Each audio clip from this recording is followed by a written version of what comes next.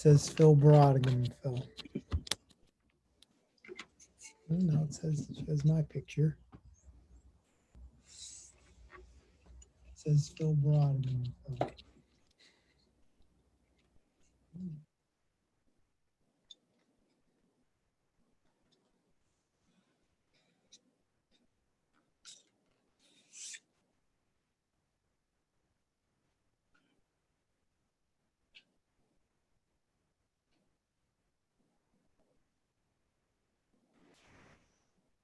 Here we go.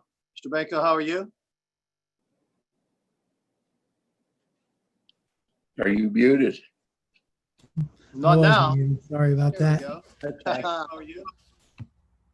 It's a beautiful day. Are you muted? Not now. Sorry about There that. we go. How are you? It's a beautiful day.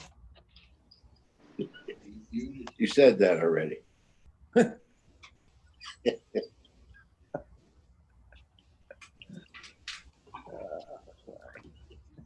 You said that already. We got a reverb going. Wow, what's happening here? You said that already. Why does that keep repeating that? Somebody's streaming YouTube on their end and it's getting picked up. Okay. That's above my pay grade.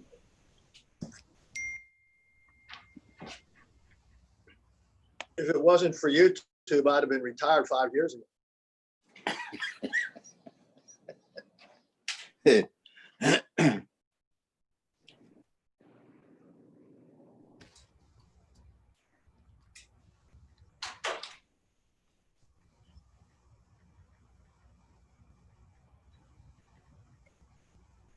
Did I miss it or did I see that my wife told me that Slippery Rock and the PSAC has closed till December? All athletics. Yeah. All athletics. That's what she said. Wow. I know. Usually right. I know the state of California are not going back. I shouldn't say that. Los Angeles County.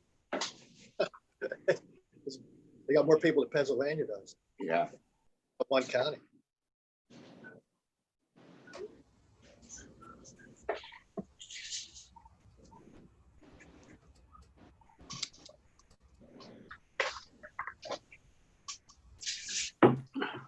Got a nice You know how long it takes to clear out 48 years of accumulated research and materials from a teacher's room? I don't. Well, I only cleared out 34 years. I'm sure it took a long time. Hi, Scott. Hi, guys. How are you? Good. How you doing? Good. How are you? Good, John. I can only imagine 48 years. I know how hard it is just to clean up my house. 7 garbage cans. Yeah. I believe it. Round ones. Hey, is the meeting capped?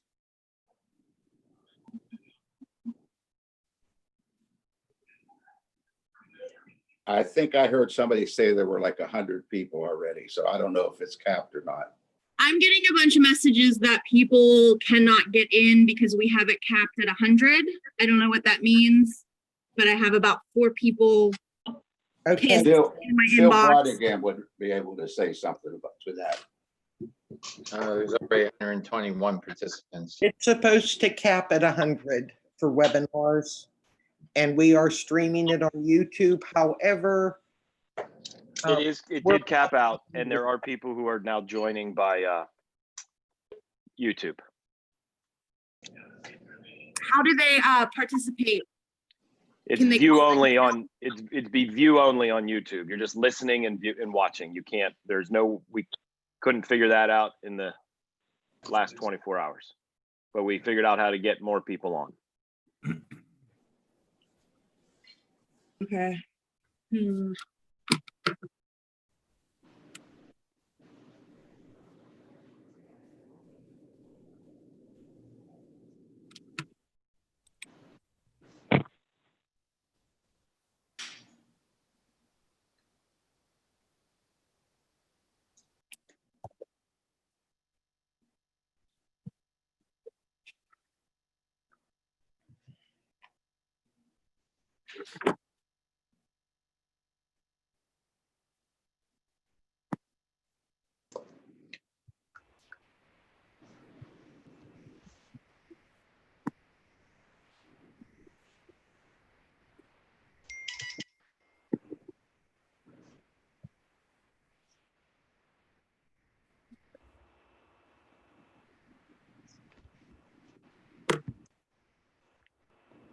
You see that, John?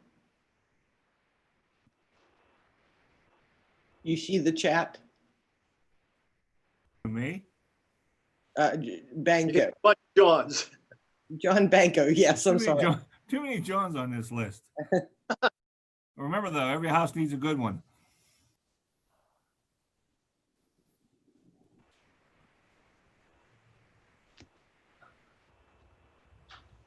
So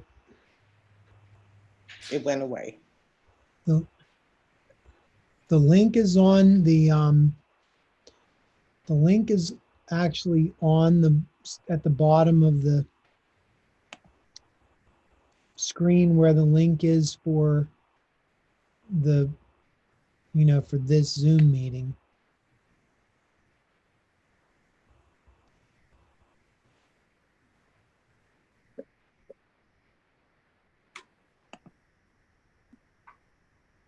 So having the meeting capped, is that not an issue, I don't know, legally for people to be able to participate? That very easily could be a legal issue. I thought we had that discussion at the outset of this, and it was determined that as long as there's the opportunity for public view and there's at least been notice, we need to get Anthony, Tony Vigilante on here. Yeah, But we had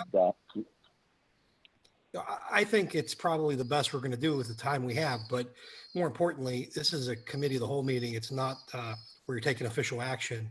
So there's an argument as to whether either public comment has to be taken. I never approach things that way. I always say, let people ask as many questions as they want, but typically you don't have to. Okay. But I would obviously always err on the side. If people have questions, let them ask them.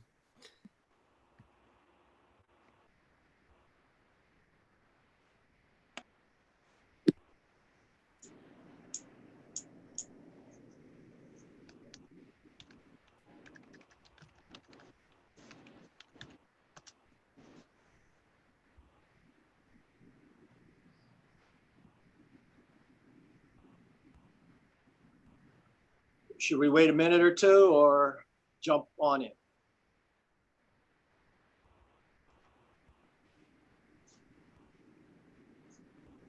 Seems we have, Somehow Mr. Chiroc's on here twice. I don't know how that is. because Mr. D'Antonio couldn't find his link, and I sent him a copy of mine. Got it.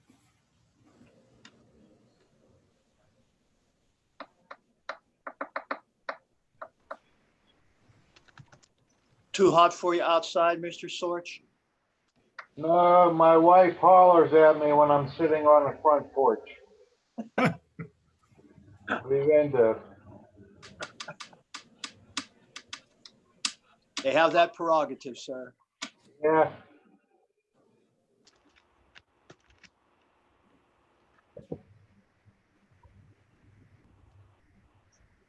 If you can hear me, Phil, thanks for the help. Welcome.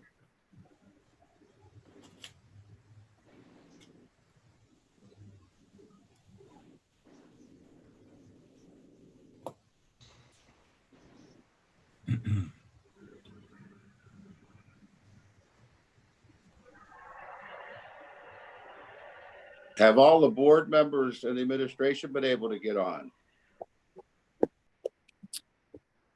Yes, because they're coming in as panelists, and we're not capped out on that side. All right, very good. Thank you.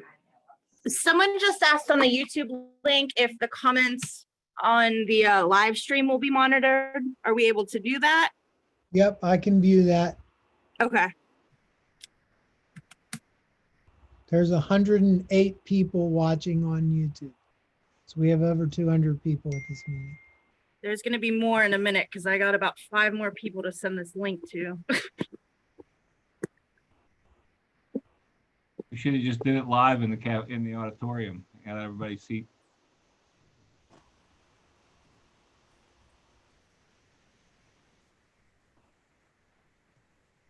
As long as we're under the 250 limit mandated by our governor. I know. That's true. I forgot about that number because the auditorium will hold, I think, what, about 1,200.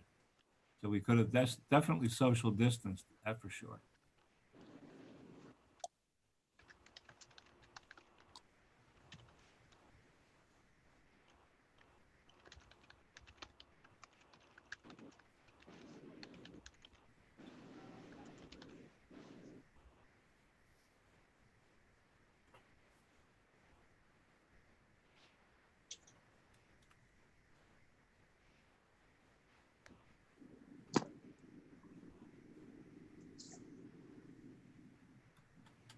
Okay.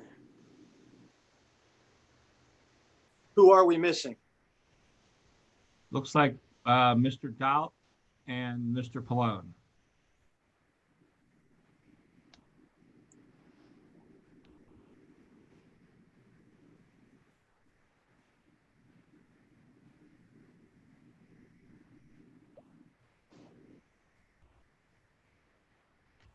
Well, nobody has a argument. Maybe we should start this. With those, that many people, could be a nice night. I think so. Okay, for everybody that's here and everybody that is online and everybody that's watching, thank you for your interest. We hope we can give you the information you need, the information you want. This is Wednesday, July 15th, Committee of the Whole. And I'm going to turn this over to the man with the plan. You all have the plan. We're just we're the grunts that put it together. But Mr. Chairman, thank you. Ladies and gentlemen of the board, if it pleases the board, I have a brief statement that I'd like to make relative to the phased school reopening health and safety plan. I think the opening statement may address some of the questions that some folks in the audience might have.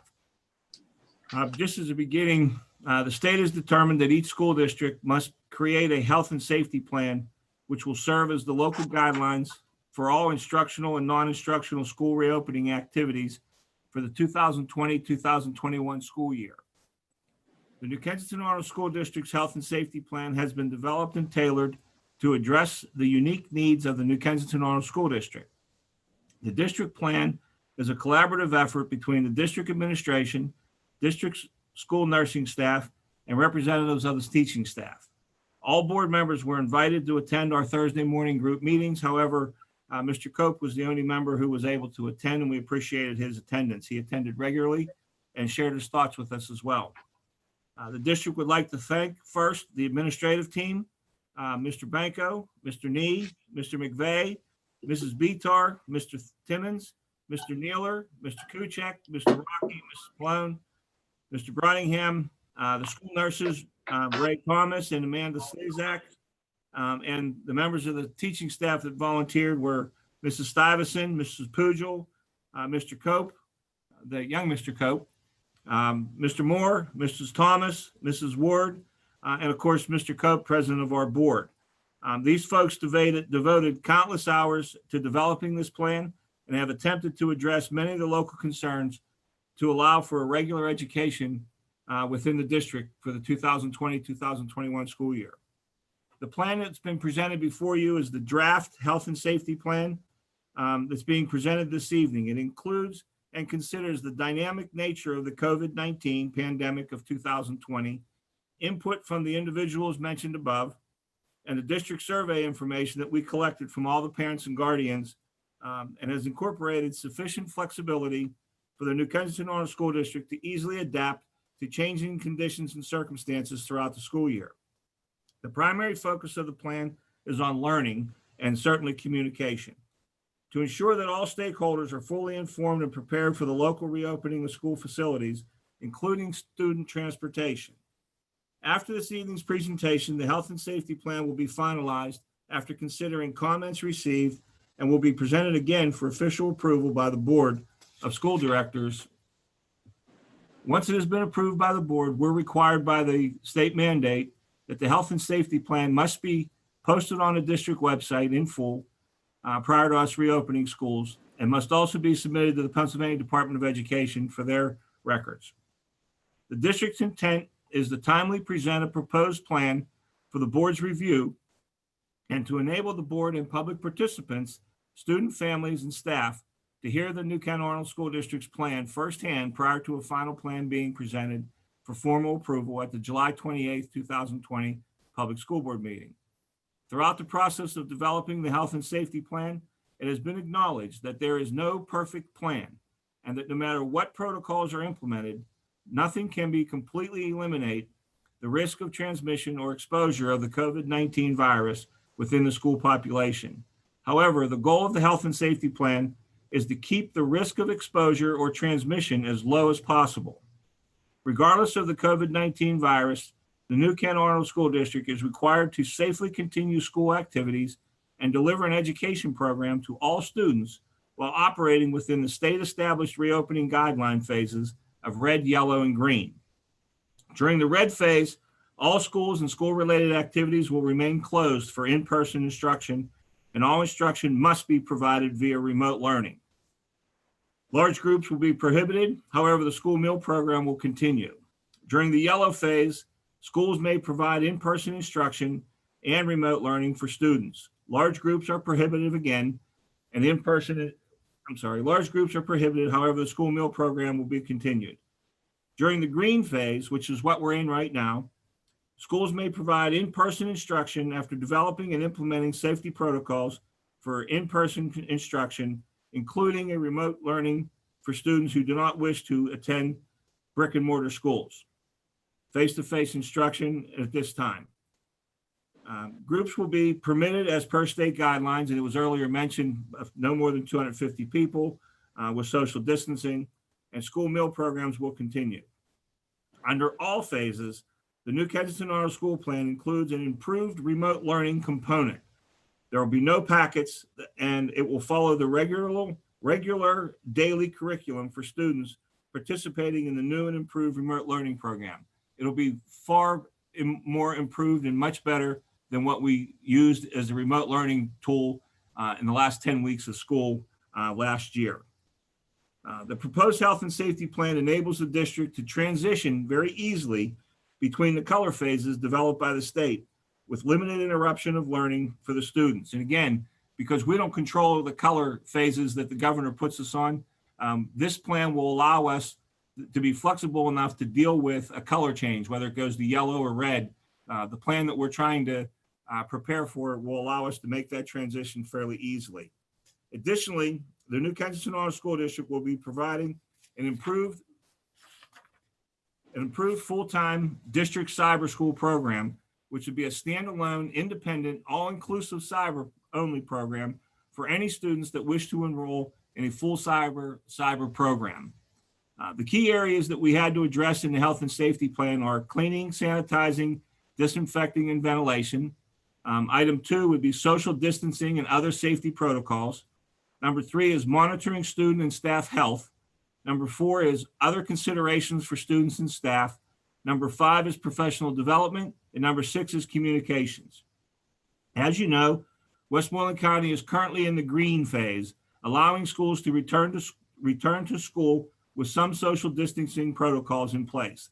The New Kensington-Arnold School District is planning to reopen schools for staff on August the 25th and a total reopen of schools for all students on August 31st. It is the New Kensington-Arnold School District's intention to bring students back to school full-time, face-to-face learning, teaching and learning with safety protocols in place, which will include the use of face masks or shields as required by state orders. Noting, however, that if there are individuals who possess medical limitations, they do not have to wear a mask and do not have to give us any medical justification for it. They just need to raise the issue for us. Under the first category, if you follow through on the health and safety plan template that was provided to you all, and we had it posted on the website this afternoon. Under cleaning, sanitizing, disinfecting, and ventilating, classrooms, hallways, stairwells, offices, and other areas will be cleaned and disinfected or sanitized daily. High-touch areas and surfaces and equipment will be disinfected or sanitized frequently throughout the day, and that would be doorknobs, stairwell, handrails, and things to that effect. Disinfecting wipes and hand sanitizer. The hand sanitizer is EPA approved for COVID-19 virus, will be available in all classrooms and all learning spaces. Students will not be permitted to share materials. Restrooms will be disinfected frequently throughout the day. No water fountains will be available. However, we intend to have water bottle filling stations that are hands-free available for students. Buses will be sanitized between bus runs. As you know, our buses, we use the same buses for all grade levels, and we run 3 different bus runs a day for kindergarten, first and second, grades 3 through 6, and then grades 7 through 12. They all run the same physical buses, but they're run at different time slots. And between each of those time slots, they'll be sanitized and disinfected.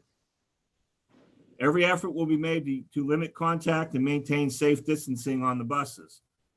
Building ventilation systems will be continually maintained to ensure proper operation. They'll be cleaned and disinfected regularly, and filters will be cleaned or replaced on a regular basis.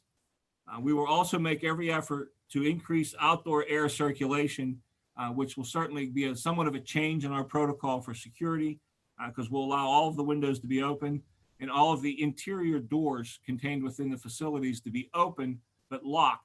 In the case of an emergency, they would just have to be closed, and then they would be locked from any intruders. Under the second category of social distancing and other safety protocols, all classrooms and learning spaces will be arranged or rearranged, so to speak, to maximize social distancing between the students and the staff. There'll be no desk groupings permitted. Desk rows will only be all facing forward, face to back, kind of like the old school classrooms, because that's the guideline that's been provided to us. Extraneous items or furniture in classrooms will be removed and stored. We're talking about tables, beanbag chairs, rugs, pillows, extra bookshelves, things to that effect, so that the room's not so cluttered, so that we can keep the desks as socially distanced apart as far as possible. Cafeterias will be reconfigured to promote social distancing between the students. Unfortunately, all meals will be boxed. It'll be a grab-and-go breakfast and a grab-and-go lunch. And in some cases, it'll be both hot and or cold packs. We're going to promote hand washing with soap and water for 20 seconds for all the students and staff. We're going to promote the use of hand sanitizer. We're going to encourage safe cough and sneeze protocol, either using a tissue or sneezing or coughing into the elbow crease. And we want to teach and or encourage the use of face coverings, mask, or a shield for students and staff whenever feasible. Note, again, face coverings are not recommended for people who have trouble breathing or have other medical concerns. Signage posted throughout all the buildings will promote protective measures, and where possible, in some areas we'll use some digital signage that we do have available in some of the buildings. We're going to post recommended protective measures on the district website, through social media and other district systems that we have available. Parents and visitors will have limited access to the schools and may only deliver items to the school's secured main entrances. There'll be no visitors permitted entry into the building or the main office without a prior scheduled appointment.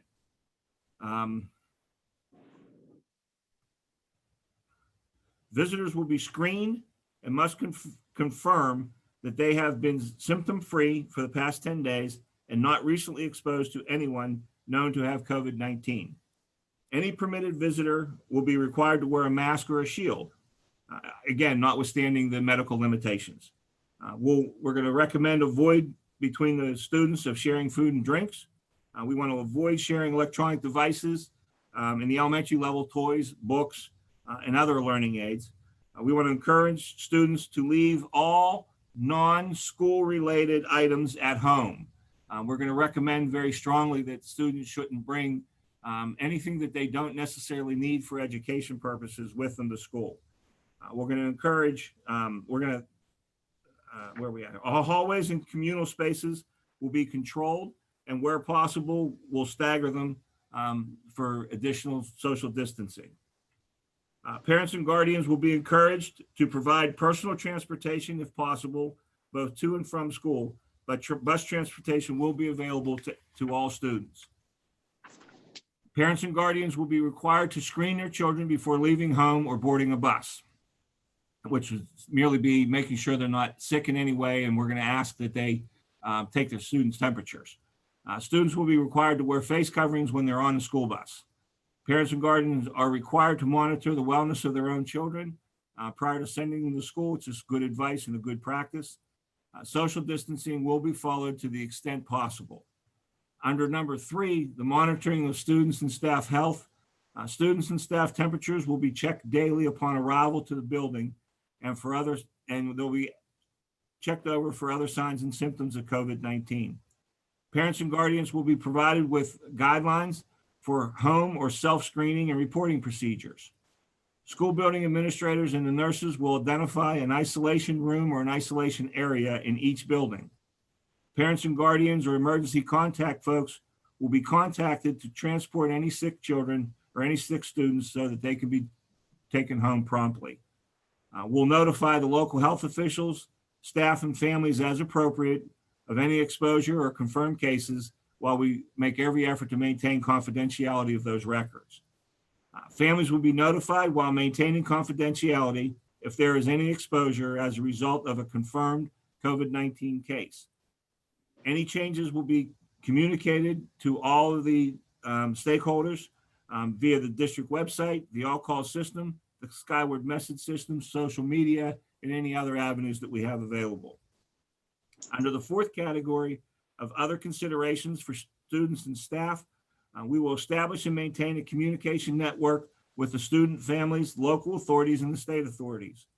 We will limit or cancel all non-essential travel, including field trips and other unnecessary travel for both students and staff. Additional considerations will be made as necessary for students with disabilities or complex medical issues. We're going to encourage the use of face coverings pursuant to the state order, which currently is that we need a face covering in all environments absent any medical exceptions. And then the last on that section was the district will provide PPE or face masks for those who need them. Under the health and safety plan professional development, the district has identified a number of several online courses that are available to address COVID-19 related issues. We're going to ask during the in-service programs for the teachers that they take a look at those particular classes. We're going to do some direct in-service training on district protocols so that everybody's familiar with what our plans are. And then we're going to do, as you know, in the beginning of the year, in those first few days of in-service, training on the Teams platform to allow for improved delivery of remote learning for our classes. And in the last area of health and safety plan communication, the idea is that we took a survey several weeks ago, and we've taken that information and incorporated it into our analysis as we develop the plan that we're presenting today. The return to school plan, quite frankly, is in process because it hasn't been developed yet, or hasn't been approved yet, I'm sorry. It's been posted on the website, and we sent out an all call to let people know about this evening's meeting, and we use social wellness or social media as well. We also will be providing a wellness checklist for home use. We'll post it on the website. We'll send hard copy paper home with all the students for their parents. We intend to have at the beginning of the year, for lack of anything else, kind of a workshop where we'll invite the parents in to try and give them some updates and information on what our plans are and what the COVID-19 operations are going to be during this time period. Again, so long as we're in the green phase and we're able to do that safely. And then lastly, we're going to ask at the conclusion of this meeting, we're going to be sending out another very short survey to all the families within the district with the intent to determine who is actually returning to school in the fall. The survey will be available beginning tomorrow. It'll be posted July 16th, July 17th, July 18th, July 19th, July 20th. It'll close on Monday, July the 20th. We're asking all parents and guardians to please make every effort to respond to the survey. There are only 7 responses that are required. The first 3 responses are merely identification, name, and who your kids' names are. And then the only other 4 questions are very simple questions that require a yes or no response. So it's a very short but accurate survey document that we hope will give us additional information to enable us to be able to present a final working document for the board to look at and approve.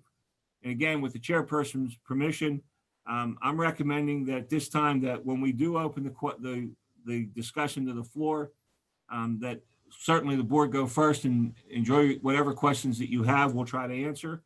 And then as we go to the audience for questions, if it's at all possible, can we limit the questions to 1 per person per round and give every single person in the audience that wants to ask a question, give them a question and then go on to the next one, go on to the next one, go on to the next one, and then repeat ourselves on a round 2 so that any one person could ask a dozen questions if they want, but not 12 questions in a row, to try to give everybody an opportunity to get their questions addressed. And that's your choice, Mr. Chairman. It's your meeting, not mine, but I just think it's a good suggestion to try to keep the meeting moving. So with that, that's the remarks that I have, which is basically a executive summary of the 36-page document that everybody has the ability to review at their own leisure. Thank you, Mr. Chairman. Thank you, sir. If the board would agree, I like your idea about 1 question. I would like a follow-up. That's all. Instead of just 1 question, we find the answer, and if there's a follow-up, then we move to the next person. It's just a minor addition.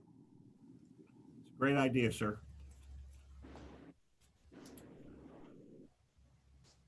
Okay, is that any questions from the board? Yeah, I guess I'll start. Mr. Pallone, why the full reopening as opposed to a blended or a scaffolded reopening? What's the justification for full reopening versus one of the other options? Again, based on the professionals, Mr. Beckus, is that face-to-face instruction and learning is the most effective methodology. I certainly would yield to any of the district administrators that would be equally fluent in this particular item, but face-to-face teaching and learning is the most effective methodology. And the key is to try to deliver the highest and best education that we possibly can to the students. Again, this particular plan that's here, if it's less than desirable because of attendance, we can very easily move into a hybrid model that would allow us to do a split schedule where we would split it up onto a 2-1-2 or a 2-3 versus a 3-2 or opposite weeks or whatever. There are a number of different varieties of that kind of instruction, but we felt that first, since we're in the green and we're allowed to be open, that we should make every effort to give the face-to-face instruction for the benefit of the students with the safety protocols in place. But again, if it's the board's pleasure to go another direction, we can implement it very easily because this plan has that flexibility. Okay. Mr. Pallone, who's responsible for cleaning the school buses? The bus company or the drivers?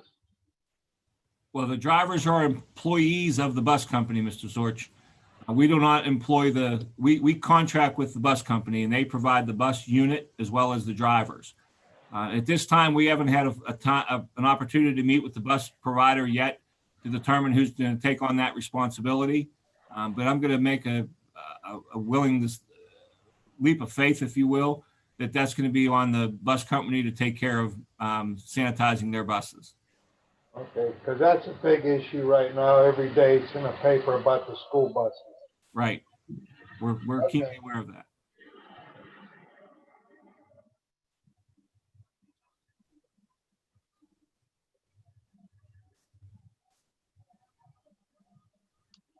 I guess getting a little more into the specifics of it, while reopenings in full is great, how would we address admission into the building with the additional task of taking a temperature and going through the metal detectors and the lineups that occur now?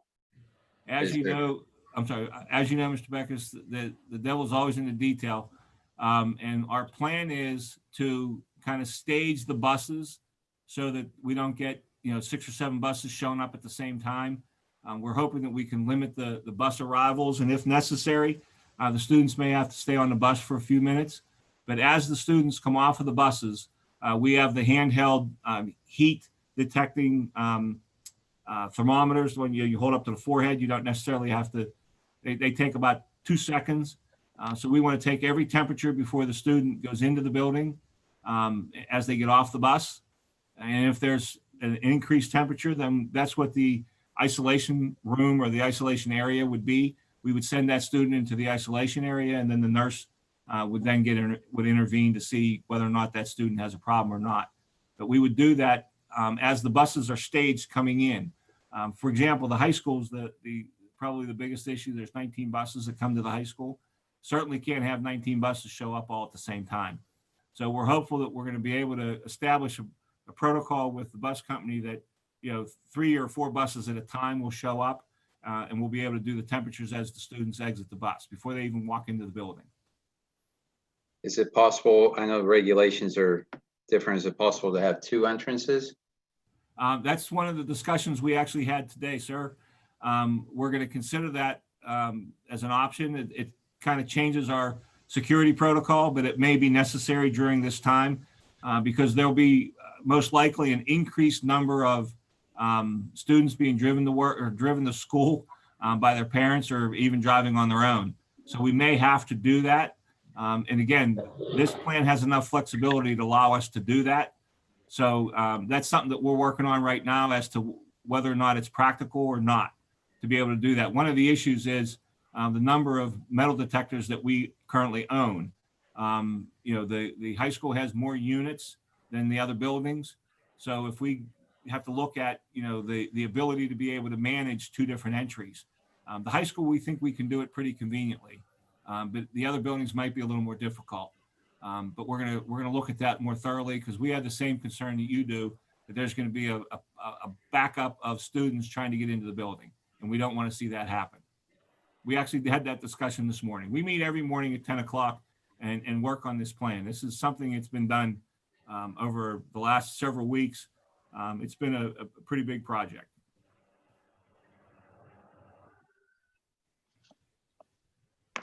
Mr. Pallone, is there a limit on the school buses now we have to follow? Not a full school bus anymore? Is there a limit? Again, I would yield to Mr. Banco on that since he's the director of transportation. But there are some restrictions on the buses. I believe right now it's 2 students per seat. And we use some large buses. So we think we can accommodate the students. There was a recommendation out there a while ago that they only wanted 1 student every other seat. And that's just unreasonable, quite frankly. It just cannot be accomplished. We would have to get another 40 or 50 buses to be able to accommodate that. It just isn't reasonably possible to happen. So we're probably going to end up with 1 or 2 students per seat. Of course, they're going to have to wear masks. We're asking for the parents to be a little bit more diligent in allowing their student to come to school or not on the bus by, giving them a wellness check before they leave the house. And we think most parents are responsible enough to do that. So there's nominal risk in what we're considering to do. And I would let Mr. Banco elaborate on that if he has the ability to.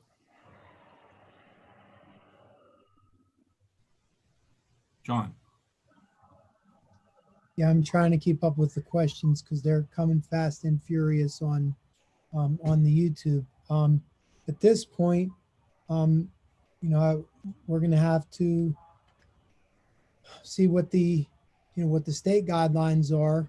But I mean, two kids in a seat is typically what the typical guideline that we go by. And if we end up having to social distance on the bus, it probably be recommended that it's one student per seat. That's the last I seen too, was one student per seat. But yeah, like Mr. Colon said, it would have to have all these extra buses coming in. The impractical part of that, Mr. Sorch, is the bus providers don't have that many extra buses anyway. So it's almost an unreasonable request on the part of the state or any other agency to ask us to try to double or triple our fleet. It just isn't.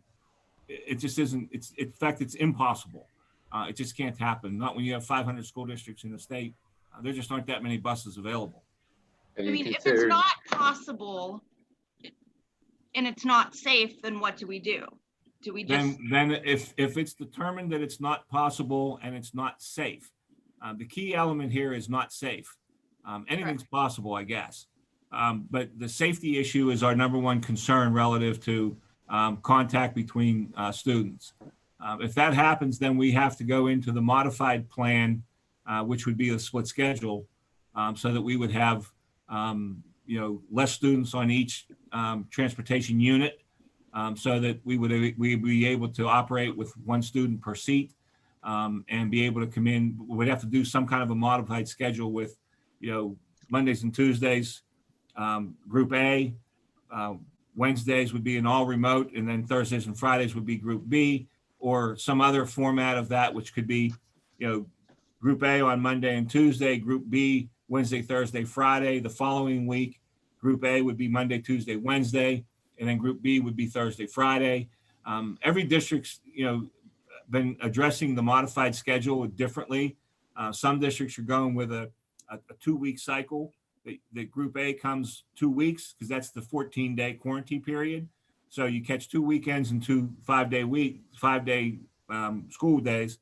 2 weeks would be 14 days. So you'd have the same students traveling in that 14-day unit. And then 2 weeks later, you'd have the same students running in that 14-day unit. So, and then they would be remote on the opposite weeks.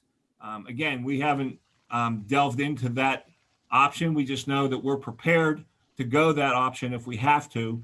And that's what the flexibility of this plan allows us to do. So how much time, if we would have to right off the bat switch to a modified schedule, split schedule, how prepared are we for that? Is that something that you guys in your meetings have worked up, or would it be starting from scratch to get there? No, we're not starting from scratch. This plan already incorporates that because we have the voluntary remote learning component even being open full time. So that and it goes back to what we had talked about before, depending on the number of students that actually physically come to school. And so long as they stay enrolled with us and don't jump off and go to some private school or private cyber charter school or something to that effect, and they remain on our roll, we're still going to provide remote learning for them. And the idea or the concept is to encourage those who don't want to come to school now is to use the remote learning component so that they'll stay on track with all the rest of the students. Then if it's 5 weeks or 6 weeks or 9 weeks from now, we're allowed to bring everybody into the buildings again, or they choose to want to come back to the buildings, they'll be on a parallel plane with all their classmates and be able to just come in and reactivate live in this classroom. So we're hopeful that we're going to be able to treat them as part of our role. And that's when I say our role, our attendance role. So, right. So we're prepared to be able to do that very easily. The issue is going to be the training component, which is why we allowed those 4 days of in-service at the beginning of the school year for the faculty. There's going to be a learning curve, but we feel that as we get into this process, it's going to work. And as I said before, we're going to try and do what I'm going to generically call a boot camp for the students and the parents, so that there's a learning curve on their behalf as well. So we're hopeful that we'll have it all pulled together and ready to roll. And we think it is. It's in the process right now. And I know Mr. Banco is dealing with the in-service professional development component. That's an assignment under his duties as the assistant superintendent. So, we're working, putting all that stuff together now. So essentially with this plan that I have right in front of me, parents and students can choose to start remote, like with the distance learning, and then in a month slide right into school, into the building. That's our plan. Yes, ma'am. Okay. Yep. That's exactly what we're hopeful we could. We want and vice versa. Yeah, we want the largest number of students to stay active on our role. Because it's the best way to learn, and B, we want to keep as much of our staff on staff as we possibly can. Right. Yeah. Okay, thank you.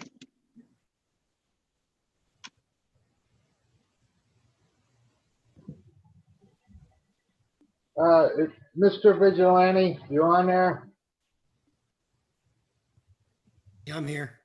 Hey, Tony, I got one question for you. If, God forbid, something would happen at the school districts here, is the school district liable for this, for, any kind of lawsuit or anything? That's an interesting question, and I don't know if it can be completely answered because this is all evolving. But based on my experience defending municipal entities, I can't see it being something that's an exception to immunity. Now, obviously, if we know somebody's infected and we don't do something, that may be a different story. But generally, if somebody gets COVID-19, it'd be hard to say it's the school's fault legally. Okay, because that's what I've been hearing too. I was just curious on that. Thank you. I do have one more question. I think if a student or staff member is showing no symptoms but turns out to be positive, how do we handle a situation like that? Do we go back and just, I don't know, I can't imagine what that looks like. Yeah, that's an interesting question, and there are a couple of different protocols that have been published relative to that. One of them, obviously, is the tracking component, is to follow that particular individual that is now testing positive as to what the relation or correlation is, and we would have to follow the medical advice on that. And our protocol would be is to try and track that student in terms of contact and determine, who, if any, folks he came in she came in contact with, and then try to deal with it accordingly. I mean, we can't ignore it, and that's what we're talking about in terms of the communication component. We'd have to treat it the same way we treat any other, for lack of any other word, communicable disease. It could be whether it's head lice or any other kind of issue like that can be socially distributed. We have to respect privacy, number one, and then B, we have to protect everybody else, number two. So we will have to deal with that accordingly. We're looking at other protocols for that. There's one that we did get that talks about following the track and so forth, but we are working on that. And again, that's not a requirement of this particular plan, is to give you the detail on it. This is a general plan that gives us the flexibility to be able to move between the three different colors, which we're prepared to do. We still have from now till August 25th to put protocol in place as to what happens in that instance. There are a number of different thought schemes that involve on that. Is if it's one student and we get a report that they're somehow infected, we got to deal with it as to when they determine the infection occurred. We have no way of knowing that and how long they've been asymptomatic or not. So, we got to trust the parents on that. And that charges us with the responsibility then of trying to figure out, is it the bus that particular student rode on, or is it, the classroom that particular student's in, or, what's the circumstance? And when you start looking at tracking the students, depending on who the student is, there are a number of options that could happen with any one person. So there's not Right. there's no simple yes or no answer for it, is what I'm trying to tell you. But we're going to have some protocol in place to deal with that. Yeah, there's a fairly extensive part in here, just building on what Chelsea was mentioning about returning isolated or quarantine staff, student, visitors, or school. Right. I'm not sure I read it a couple of times. I'm not sure I'm completely clear on it, but I'll trust that that's fairly comprehensive. That's on page 22. Yeah, that's on page 22 of the plan, and that is actually taken from the CDC's website word for word. We did not create that particular component on our own. We are using the CDC's recommended language there. That's exactly from the CDC in terms of if someone does come once, and that's all post, Mr. Beckus, after someone's been diagnosed and has been tested positive and they've completed their treatment, whatever it is, the 14-day quarantine, whatever, then they're saying that you stay out for 3 days. Even after that for stronger protocol safety. That's all after the fact. What's not in there, which is not in the CDC's guideline, is what happens is the day you find out that X person is positive. Now what do? We know what happens when he. You mentioned communicating to the district, but I would guess that if it was just one building, you would just communicate to that building or identify that building at the very least. Even that one building has a sibling in another building. Right, you're right, Miss Stone. It's a bigger issue than you realize, because we have what we did learn in the last survey is a very large percentage of our families have more than one student in the district. And it's very likely that they're attending different buildings. In fact, that's part of the A-B scheduling. If we go to a hybrid schedule where we go A-B, we have to make sure that if you have a fifth grader and a first grader, we have to make sure that both of those students are on the same schedule, A or B. So we have to follow that. And if it's a student that comes from a larger family with multiple siblings, we have to look and see what the potential exposure was there. Oh, and I agree completely with that. It's just, I guess I was more concerned about how you were going to communicate where it was, because even though it's still risk, is one person further removed as opposed to being potentially in the classroom with that individual that has already tested positive. Right. I completely understand what you're saying, communicating, but as opposed to saying in the district, somebody here has tested positive. Right. And one of my colleagues continues to remind me that the issue is follow the science, and we would have to yield to the scientists to tell us, what would be the best protocol in those circumstances, and that's kind of the research we're doing now. The issue is this is a very flexible circumstance, because the governor come out today that starting tomorrow he's changing the delivery for restaurants, for example. He went from 50% to 25%. So on any given day, the rules can change, and we have no control over that, as you well know. So as long as we're where we're at right now, green, in Westmoreland County, case levels are where they are. They're growing slightly, but not overwhelmingly.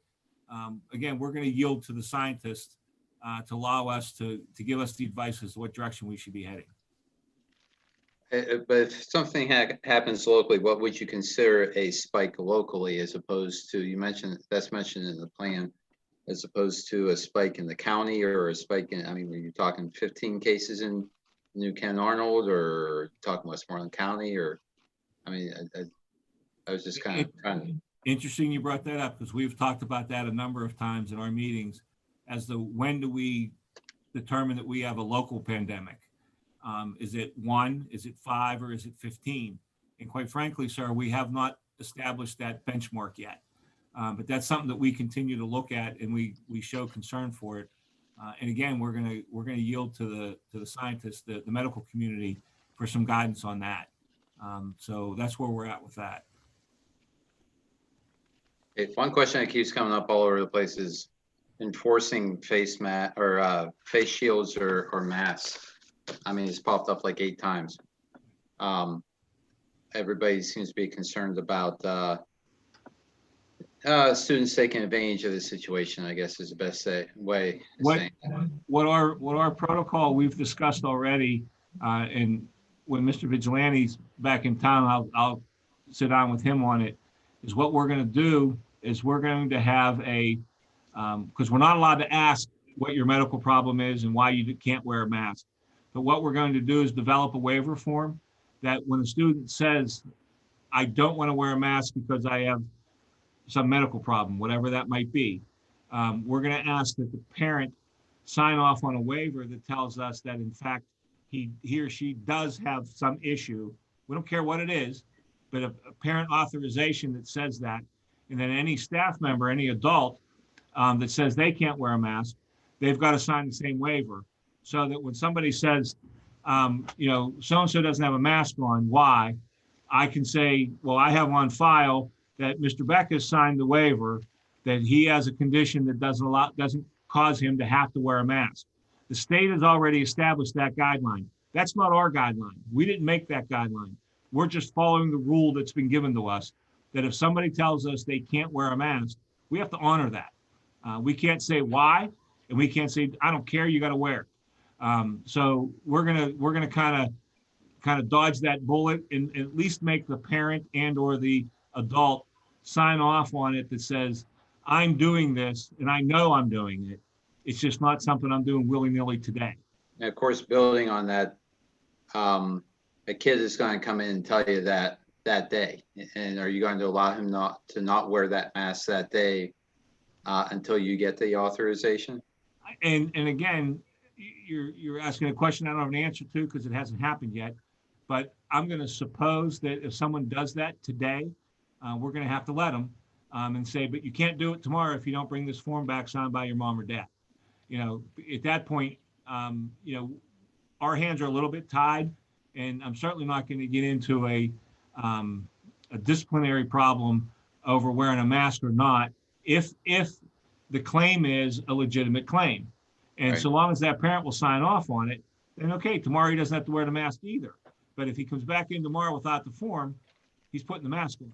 And who owns that? Who has the ownership of that master list?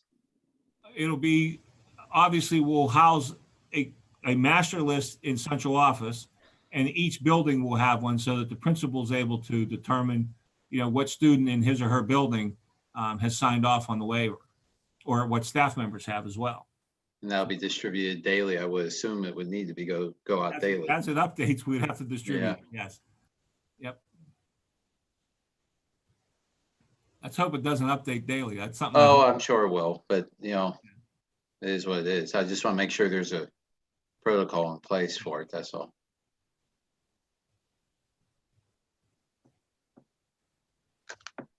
There are a ton of questions out there too about maybe it's just worth asking them all at once about the remote learning. Maybe some more detail on that, unless somebody else has another question. I can get some specifics here on what people are asking. I have a ton of questions, but I'm going to hold off. Yeah. I mean, if you wanted to maybe go into a little more detail, maybe it'll answer some of the questions that are out there. I just don't even know where to start. Yeah. No, I'll wait. There is one audience member with their hand up. Do you want to respond to an audience? Yeah. Okay. It's Jason Moore. Good evening, everybody. Can you hear me? Everybody hear me okay? Okay. So I'll focus on a couple of comments first. One, we take a look at this plan and we're focusing on being able to transition between the different color levels, whatever that may be. And also focusing on trying to utilize as many of our own staff as possible. So when I take a look at this hybrid plan that we have, where we have some students in class and some students that are going to be working online, we should be able to expand that because our teachers can create and build this program. We did it in the spring. we can absolutely do this. I mean, the only thing that we are going to need on our end is going to be some time and support from our administration to actually get this up, moving, and going. Because we can offer a superior product that is based on the curriculum that is school board approved by the new Kensington-Arnold School Board. And it would not only now allow us to transition our school between different colors, it now allows our students to transition between our classroom and remote, should there a need arise that they need to be out of the class for 2 weeks or whatever it may be. And on top of that, we are able to do we are able to do this without accruing the extra cost of a third party, which in all honesty offers an inferior product. And in hopes in doing that, we would also mitigate the students that are actually going to leave the district. They'll stay because they now know they have a 100% full-time online program that they can enroll in and be part of the district. And all we need is the opportunity to sit down and discuss what that would look like. Thank you. Who's a part of this meeting?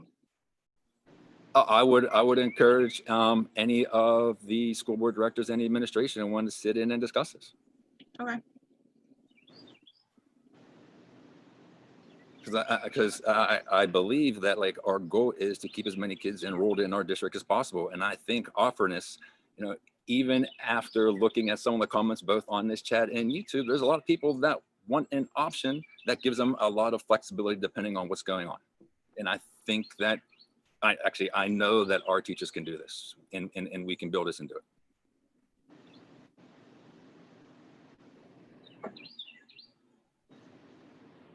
Okay, if you're,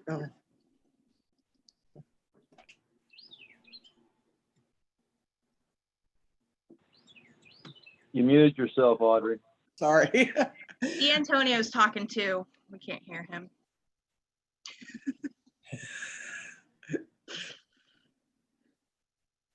Jason, are you finished? Yeah, Okay, I'm gonna mute you. Jane Graham has her hand up. Jane? Hi. Jane Graham, 228 Fernledge Drive. My main question would be, do you as the administrative staff feel comfortable enough with this plan that you would be willing to move offices into our school buildings? No. No. I think that's what this meeting is about. This is really the first time that we're discussing it. And we have a lot to discuss and a lot to talk about and a lot more to figure out. Personally, that's me. Mrs. Graham, when you say move an office into your building, what building are you talking about, ma'am? Am I still unmuted? Okay. No. Any building, all the buildings, like would you personally take your desk and go into the Hunt building and do your work every day, day in, day out from that building? Like, do you feel comfortable enough with this plan that you would want to work in that building with those options, I guess, that you're providing for safety? Me personally, yes, ma'am. There are already offices in every building. I'm aware of that. Okay. And I also am aware that there are a lot of people that work in that building that are not feeling comfortable. So that's why I was wondering if you guys, the people that are presenting the plan, are feeling comfortable. I can't speak for the other dozen administrators. I can only speak for myself. Yes, I would gladly move my office into any of those buildings. It would be inconvenient from a management perspective because it'd be on another facility, but it certainly could be accomplished. The issue would be space. Some of our buildings don't have the space to accommodate that. But I think the bottom line is what I said early on in my statement was there is no perfect plan here. Unfortunately, this pandemic has taken control of it all. And it seems as no matter what we do, whether it's the school district, the city, the county, the state, the federal government, we can't seem to wrap our arms around it and stop it. So there's calculated risk with any plan that we implement. You know, and we keep getting the different statements or complaints, whatever you want to call them, from different folks, because you get families that are calling saying, please open school. I can't teach my kid. Or they're just not qualified, some people. And I can't say that I'm qualified to teach my son or daughter beyond what knowledge I have. Any person has to recognize whatever their individual limitations are. So we have families that are calling us saying, please open the school, make sure my son or daughter can be here. We have families calling us saying, under no circumstances am I sending my son or daughter back to school. And then we have families calling that, well, it depends whether or not we're going to send our son or daughter back to school. And that's sort of what the point of this evening is to get a stronger feel for that, knowing that what our initial proposal is today, what kind of a reaction are we going to get for that? Are we going to get, in this next survey, are we going to get 50% of the families say, I'm not sending my kid to school? Or are we going to get 90% of the families respond and say, I am sending my son or daughter to school? So that's where we're at, Mrs. Graham. And I'm very sensitive to your thoughts. And we're not trying to place any student or any staff member at any level. I don't care if it's what level or what your position is or isn't. We're not trying to expose anybody. The goal of this plan is to minimize exposure. We cannot eliminate exposure. I'm here to tell you that. And I think Mr. Vigilante, as our counsel, would tell you that we can't prevent. We can only help limit or restrict. And that's what our goal is. And our number one goal, of course, is what our charge is to educate young people. And the highest and best way of educating young people is for them to be in school, particularly the youngest of our students. Being in school is more important for a first and second grader than maybe a 10th or an 11th grader, but I can't speak for that because I'm not a 10th or an 11th grader right now.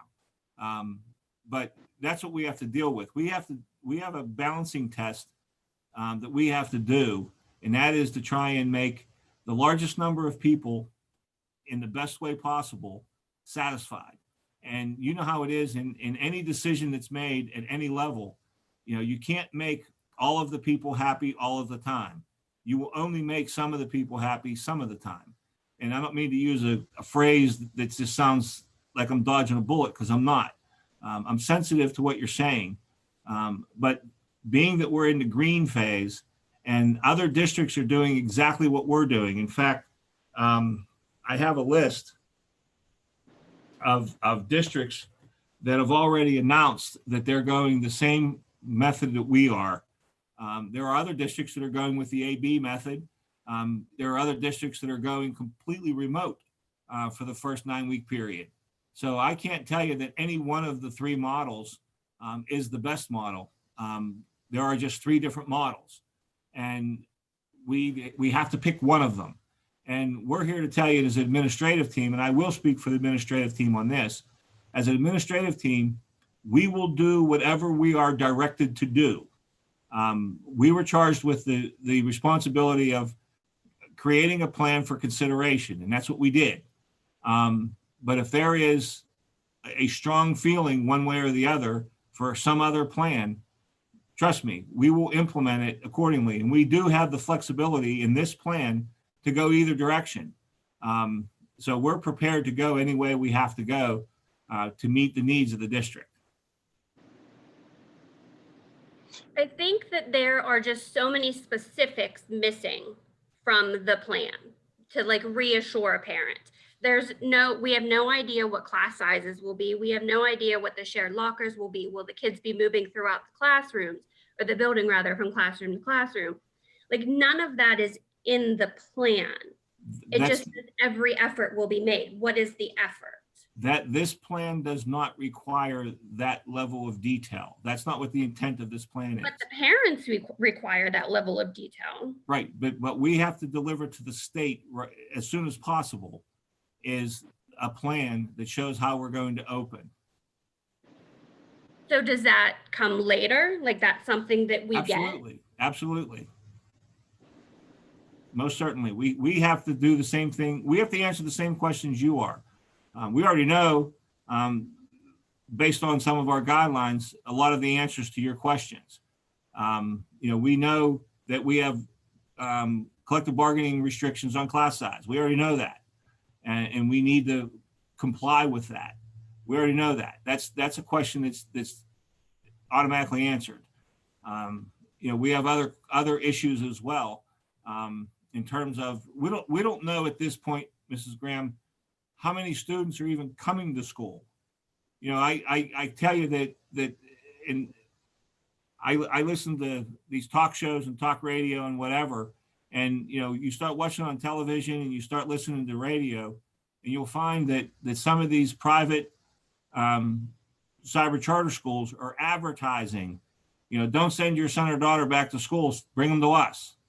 And if we have what our last survey suggested, that we're going to have close to 30% of our students jump ship, that's a significant change in our population, and we have to adjust for that. But we don't know that. We remain cautiously optimistic that number is going to be far less than that. And that's what we're trying to accomplish this evening. Instead of trying to define, and I'm not being critical, you just happen to be the person we're talking to right now, but rather than shooting holes in the plan, we should be looking for the positive pieces of it and how we can improve it. That's what we're looking for, is how do we make it better? Not that we, because I don't, and I'm not asking you to solve the problem, but in one sense, I would be more than happy to sit down and talk about how to solve the problems, though. I would love for you to give me your ideas, ma'am. That would be a wonderful thing. Having a parent on this committee, a couple parents, would have been beneficial, because we see things from a different perspective. And from the time that my daughter has been in the new Kensington-Arnold School District, I have always felt that her safety was guaranteed. I have never questioned that. I've never questioned her education. I will go to bat for this school. But at this moment, after reading that plan and hearing what we've gotten at this point, I no longer feel that way. I understand. And I want to have the faith, and you know what I mean? Like, I'm not trying to make this a negative thing. Right. These are the answers that I feel we need to have. Right. It's not taken that way, ma'am. We're taking all comments in a constructive criticism manner. Thank you. I'm sorry. I asked more than one question at a time, so I apologize for that. That's all right. I'd like to speak to your issues, Ms. Graham.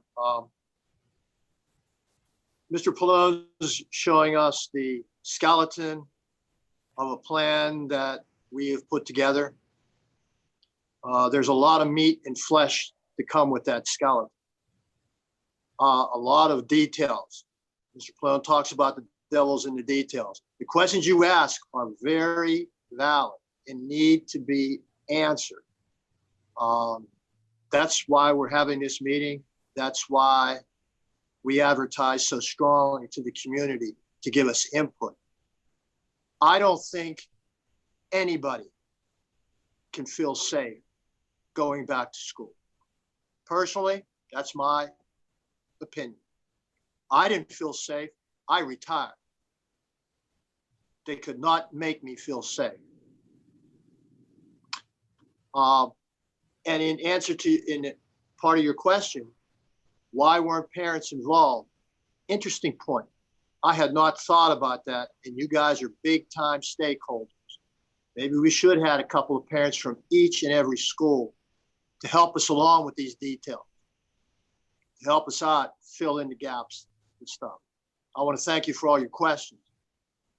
I want to go back to Mr. Moore's gracious offer in telling us that the teachers can work out a plan. I'm not going to speak for the board. I'm going to speak as a member of the board. Show us a plan, Mr. Moore. Show us how you want to do that. I'm all in favor of that. I am all in favor of New Kensington having a cyber school that we can hold up to other cyber schools and say, we do this better. We do this with actual faculty members. We can get this done. But Mrs. Graham wants the details. And that's what our board has been speaking ever since we've come on. Give us the details. Tell us what your plan is. Then we can move on. so far, I think it's a great meeting.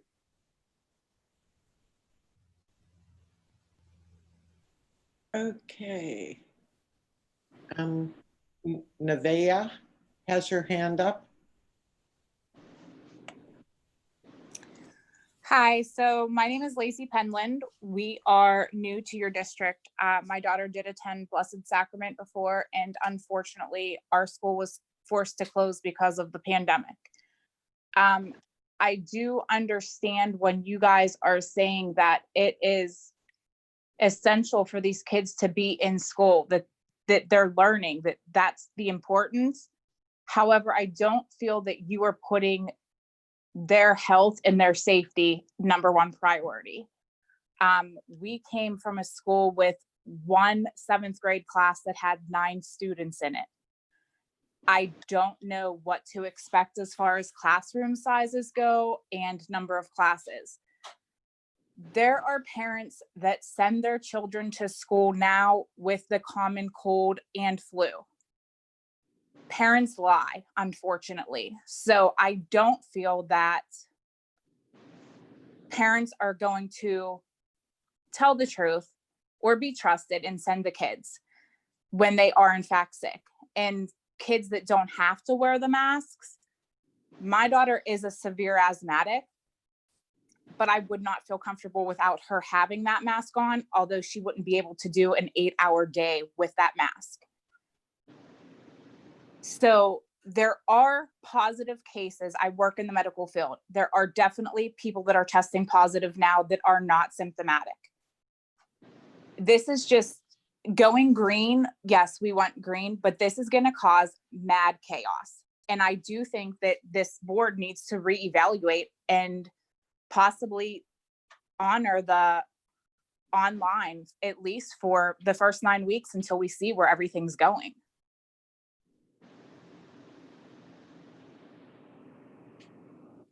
Okay. Thank you. Thank you. Oliver Vickers.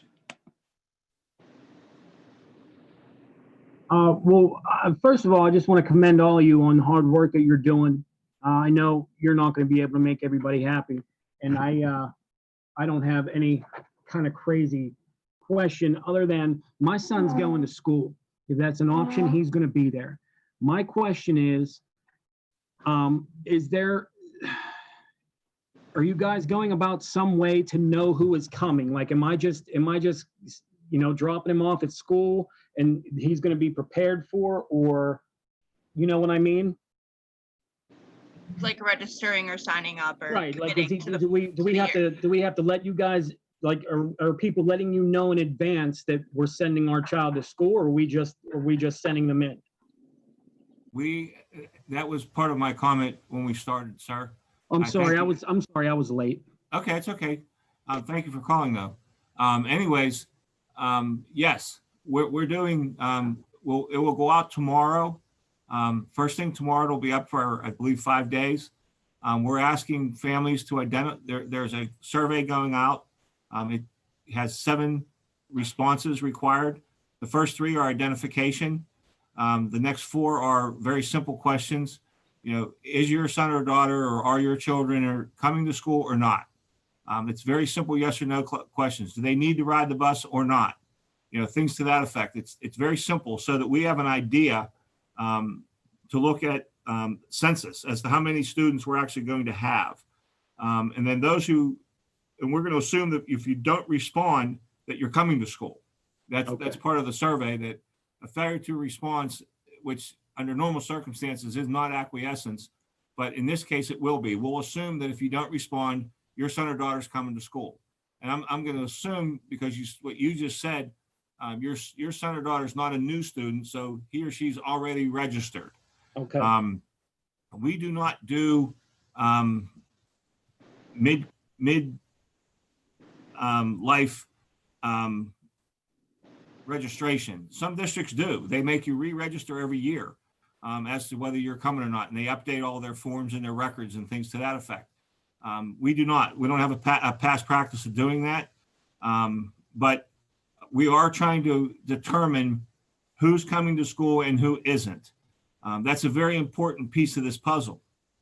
And that's what we continue to say. And we're hopeful that 95% of our students are coming back. I can't agree with you more. We have a fabulous staff. We have a terrific student body. We have a very, very, very good school system. Our students, I would put our students against any other students anywhere else, that they perform well. They go on to colleges, they do well, they have successful careers. They keep going and going and going. So, it's not a dig to our district. I think we have a terrific district. I graduated from this school, so I couldn't be more proud to be a member of the New Kensington-Arnold School District. But that being said, you're right. We need to know how many kids are going to be here, and we're hopeful that the Vickers family and other families throughout this district will respond to our survey and tell us if they're coming to school or not. That's the important piece of the puzzle that we have to have. And I respect all of the family's concerns. I have two small children myself. I have a 9-year-old and an 11-year-old. And I have the same concerns that all of you have. I'm a parent also. And I worry about my kids and whether or not they're going to be exposed or not exposed. Is it going to be safe? Should they ride the bus or not ride the bus? I have all the same concerns that you have. And believe me, I'm looking at this as much like a parent as I am as an administrator. I do not put on dark glasses. I leave the same glasses on all day. And I look at it very objectively and what's good for everyone.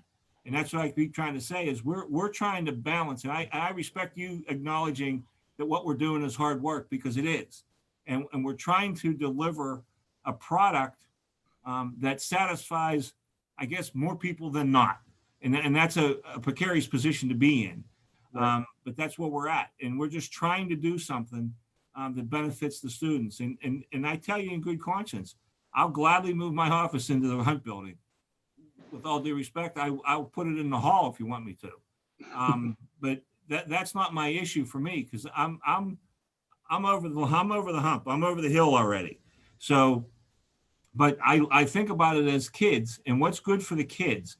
And I know that live face-to-face teaching by the experts and the non-experts will tell you that that's the best way for a young man or a young woman to learn, is face-to-face. So if the consensus is to go remote, then so be it. We will implement a remote program.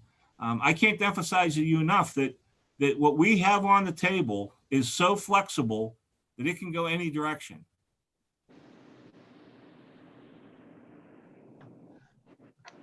Thank you, sir.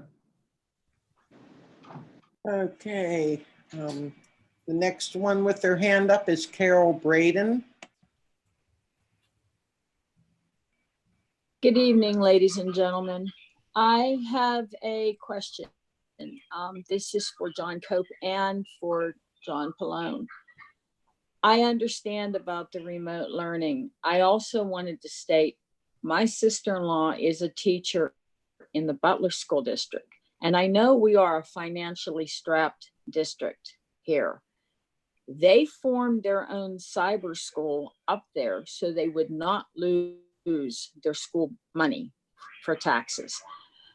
Now, you're also stating about using a remote teaching thing.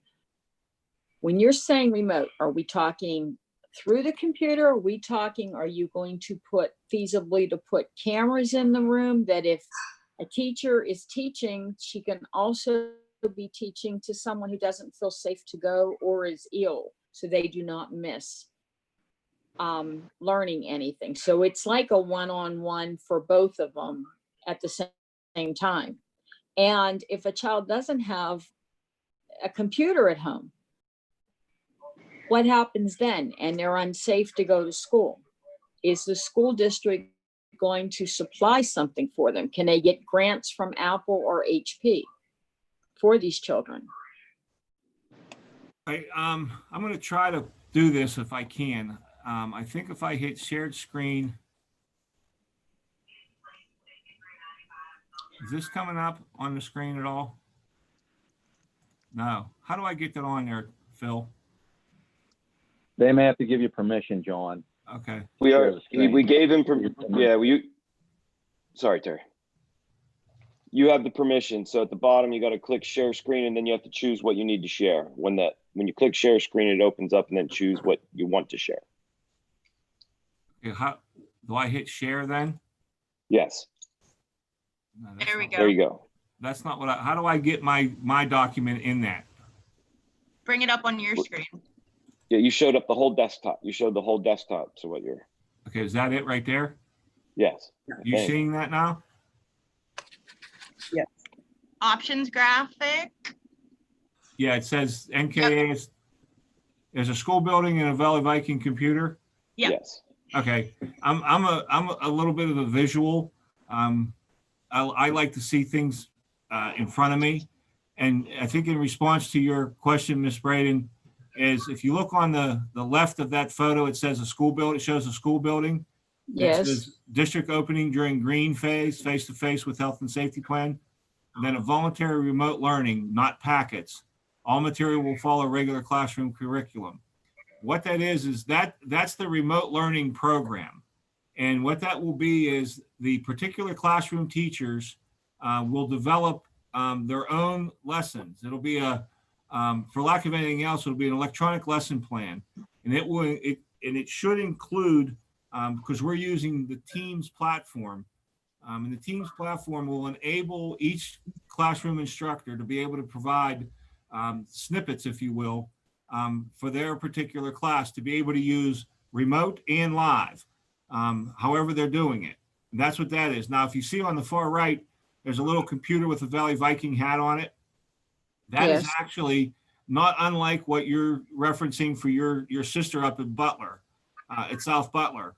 That is the New Kensington-Arnold Cyber School. That is a full service cyber school. It's independent of the school district. And yes, we will provide iPads, and we will provide a printer, just like the private charter schools do. And that is so that students don't leave us and will stay with us. But that particular program is independent of the remote learning. They're not one and the same. Remote learning is not a cyber school at all. Remote learning is regular classroom teaching, not unlike we did in the spring last year, but it will be far improved because our teachers have the ability to do that. The cyber program is a full service, independent cyber school, no different than any of the other private charter schools that provide cyber education.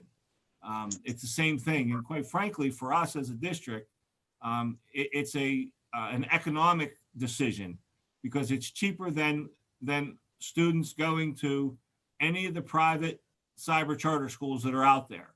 The cost to the district is half of what it costs to go to a private cyber charter school. So those two programs, if that picture maybe clarifies it for you, they're mutually exclusive. Don't confuse cyber school with remote learning. They're two different things. Remote learning is a Valley High School or a Ray Hunt Middle School or a Berkey Elementary School or a Martin Elementary School teacher teaching in a remote environment versus a cyber school, which is a completely different type of a schooling network. They're mutually exclusive is the only way I can explain that. But I understand what you're saying there because the remote was a little bit confusing at first when you stated it. And I know this district is strapped enough as it is, with everything. And I didn't want to see it, but she had just told me about it yesterday, and the teachers were all trained. Their own teachers were trained for the cyber school. That's why. And I wasn't certain exactly what they were going to do with it. But as you're asking for this survey, I think it's a bit too soon yet for it because I don't think there's enough information out there yet for us. with teaching, you know, with as a parent. I'm sorry that I'm not following completely. I think you're saying about this survey, are we going to send our child back to school within the coming week? The survey you have coming out. Right. I don't think there's enough information out there yet for the parents as to what exactly. I think this remote learning might have cleared up some things, but I still have a lot of questions regarding it. I don't want to endanger a child, any child, let alone put him into something like this. And the other lady was right. A lot of parents do not tell the truth. They just send their kid to school because they have to go to work. They're not worried about it. And that's what scares me. Would another survey go out later on, closer to the school year again? Well, you know, there's a funny, curious, not funny, haha, but funny, curious thing about surveys and, you know, robocalls or the all-call system. You know, after a while, you know, people become oblivious to them and they begin to ignore them. So we have to be careful about the number of surveys that we send, or nobody takes them serious and they don't respond. But in this particular case, which is what we're trying to emphasize, whatever your responses are to the survey as of today are very important.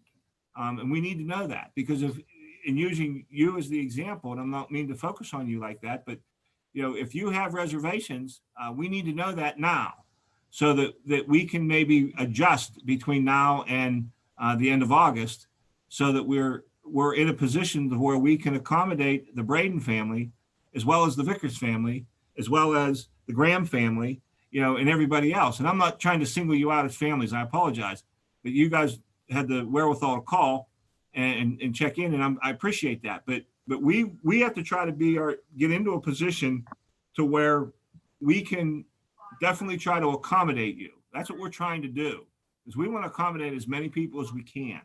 I understand that. I appreciate it's that. a challenge. I'm not here to tell you that it's an easy lift, because it's not. I understand that also. I appreciate your answering my questions. Yeah, because it's like, what happens if it gets closer and then all of a sudden it's bam, oh, we're going back to red. And then it's a scramble again. Right. And again, this plan, because of the way it's written, and to be self-critical, the plan is vague, because that's the intent. The State Department of Education just wants to know, how are we going to try to educate students in all three colors, green, yellow, and red? If tomorrow the governor comes out and says we're red. We're gonna open red, and we're gonna be all remote. And we know that the plan that we've developed will accommodate red. It's going to require the same amount of training and the same amount of boot camp work, or parent conferences, or whatever you want to call them, so that everybody's on the same page. But we also know, and again, because we have the strongest confidence in the world in our staff, that if we go into an all red circumstance in the fall here, we know that whatever product we deliver, it's going to exceed what we delivered in the spring last year. And we delivered a fairly decent product in the 11th hour. Because remember, they dropped us on a Friday afternoon and said, guess what, guys, you're closed for the rest of the year. And we had to put together something at the last minute that accommodated 1,900 students. And we did okay at it. I'm not going to tell you it was perfect, because it wasn't. No, none of us are perfect. But we are positioned today that no matter what the governor tells us, green, yellow, or red, and if he comes up with another color and calls it blue, we can almost take anything he has to deliver at this point. Well, if you put a committee together and you're involving parents, I would love to be on this committee. I have you and Mrs. Graham already checked off. Thank you. Thank you. Can I jump in here? To me. I'm sorry, Carol. That's okay. Are you done? Yes. Is it okay if I jump in here real quick, because we're the YouTube chat questions there's so many questions on the YouTube line that there's no way we would be able to answer them all tonight. And what I just have put into that chat is, some of the more detailed questions. What I would do is go through those and get those questions answered and get them posted on the website, and let everybody know through our Facebook page, that that's there for people to look at. But a couple of the main questions that are being asked over there and have been talked a little bit about already now has to do with the remote instruction. And so part of the reason why we are, putting this plan out so that it shows that we are inviting people to come back, doesn't mean that we're expecting everyone to come back. And we understand that there is a lot of concern. We understand that there are parents and kids who are just uncomfortable with the idea of coming back to school. And so, towards the end of last school year, when we were out, we really had to pick up on the fly. We had a lot of teachers who got really good at using the Microsoft Teams platform, and our plan moving into this school year is to fully implement Teams, and that means providing resources for students, resources for parents. There's been a couple of mentions of the ESSER funding. We also got almost $200,000 in PCCD funding, and we're using a lot of that money to purchase devices. I got an email the other day that asked about why Leechburg is going 1-to-1. Why can't we do that? And, we have over double the number of students that Leechburg has, and we're going to have a lot more devices to offer. And I think that, that's going to be beneficial to our students. But there also is a project underway right now to provide free and very low cost in-home internet to families in New Kensington-Arnold. And that project is being led by a group out of CMU. We're really confident that it's going to be ready to go for the fall. I understand there's a lot of concern, and we kind of anticipated that there would be. And so the idea is that we really want to provide families options, but we also want to provide families the opportunity to, return to school if and when the effects of the pandemic start to, subside. Or if we are in a position where we have to go fully remote again, it will be a much better program than we were passing out packets every 2 weeks. We recognize that was, it wasn't what was best for kids. And we want to definitely do better. Mr. Benka, yes. Did you say that you're going to compile a list of the questions from YouTube? I am, yeah. The list, it just keeps coming. And right now I have 5 pages of questions on the YouTube. I don't even know where I would begin to start to get through that right now. No, you wouldn't. But if you would send at least one board member, maybe the board members, those 5 or 6 or 7 pages, however it grows, so that we could look at those. And if for sure. So here's what I was thinking I would do. I'll get the list of questions together. I'll start going through the questions and begin to, try to group them to similar questions so that I can answer them, collectively. And then I'll send the questions out to the board and the administrative team, the members of the committee that put together the plan so that everybody has a chance to see what some of the concerns are. We're probably going to have to respond to those questions as an administrative team because there are multiple components to them. So, are you, Mr. Pallone, are you going to put together a committee of parents, administrators? If that's the board's directive this evening for us to convene some kind of a committee with parental involvement, we most certainly will do that. Yes, sir. I'm a little bit confused because I thought that parents were involved in the original. I thought it was like teachers and parents and staff and administration. So parents were not involved in the first round. They were not physically attending the meetings. No, we used their information from the last survey that we did. We had, almost 900 responses, right, John, in that survey? Yeah, it was somewhere around there. Yeah, so we had 900 responses that we used that were all, which would have been qualified parental input as we were developing the plan that you have before you. But no, they were not physically attending the Thursday morning meetings or any other meetings, no.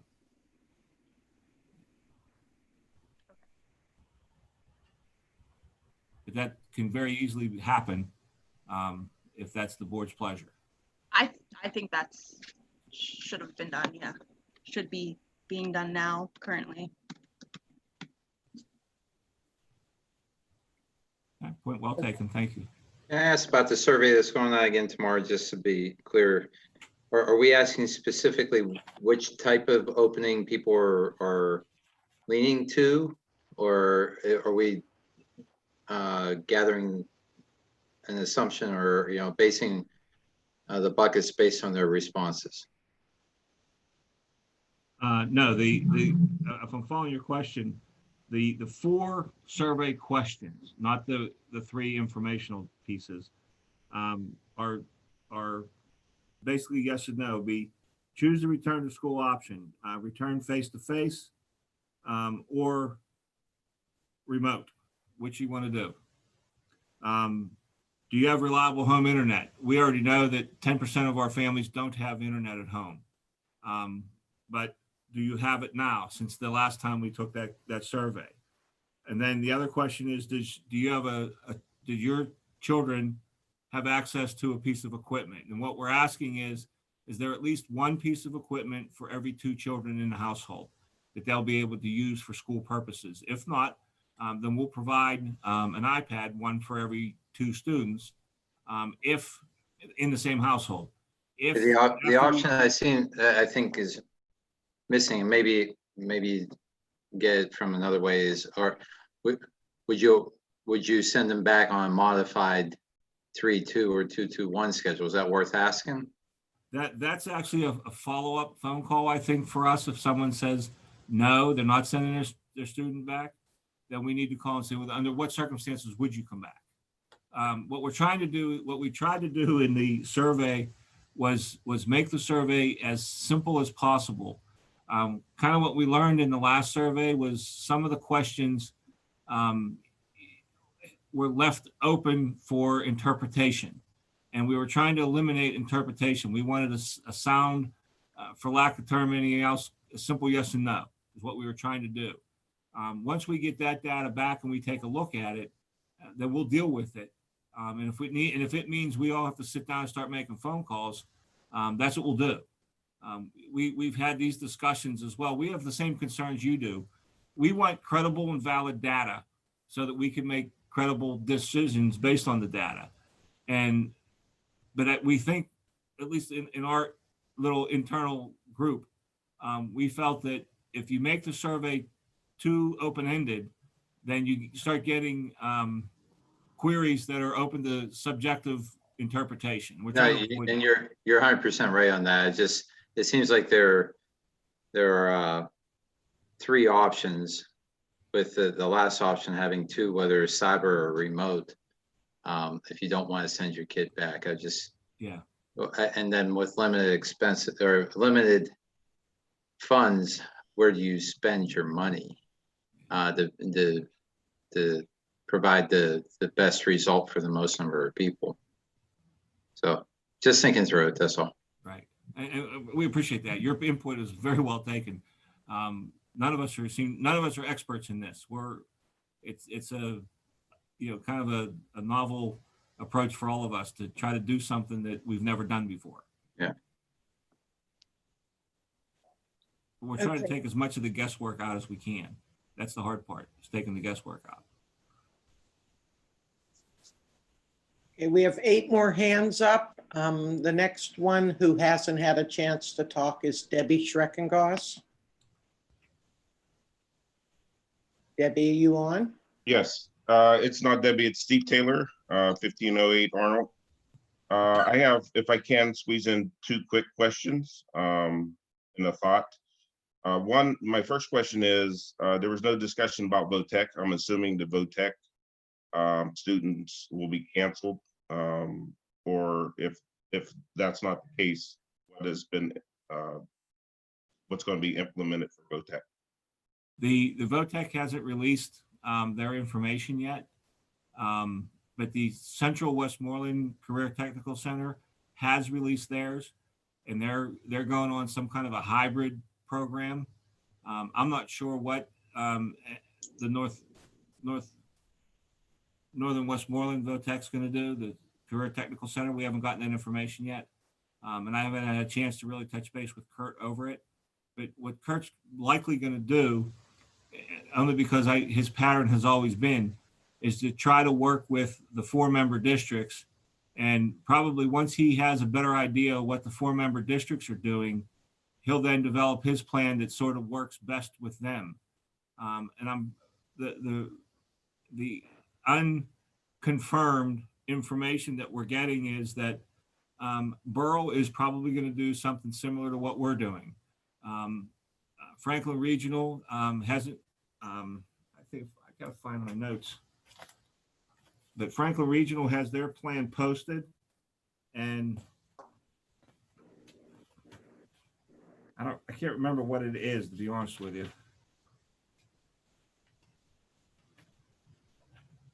Well, I mean, well, that's fine. So, so I guess my main question is, and it depends on VOTEC's how they structure. It's going to be kind of hard to do a remote when basically everything over there is hands-on. Franklin Regional is going same thing we are, 100% with virtual voluntary option. So now Kiski's the only one that's gone full remote, but I believe Kiski's going to allow their CTC students to come to the VOTEC if it's open. Okay. I can't imagine that the VOTEC's going to close. I'm hopeful that it doesn't, because it's a valuable program for the students enrolled there. So if our students interact with other district students, I know you're trying to keep a handle on our own district students and track them. I'm sure there will be a tracking for the students from other districts at the VOTEC, where there's a collaboration of communication between Franklin Regional and Borough. Yes, in fact, all of their plans will have a similar part of the health and safety plan is a requirement that you have some kind of a screening mechanism in place.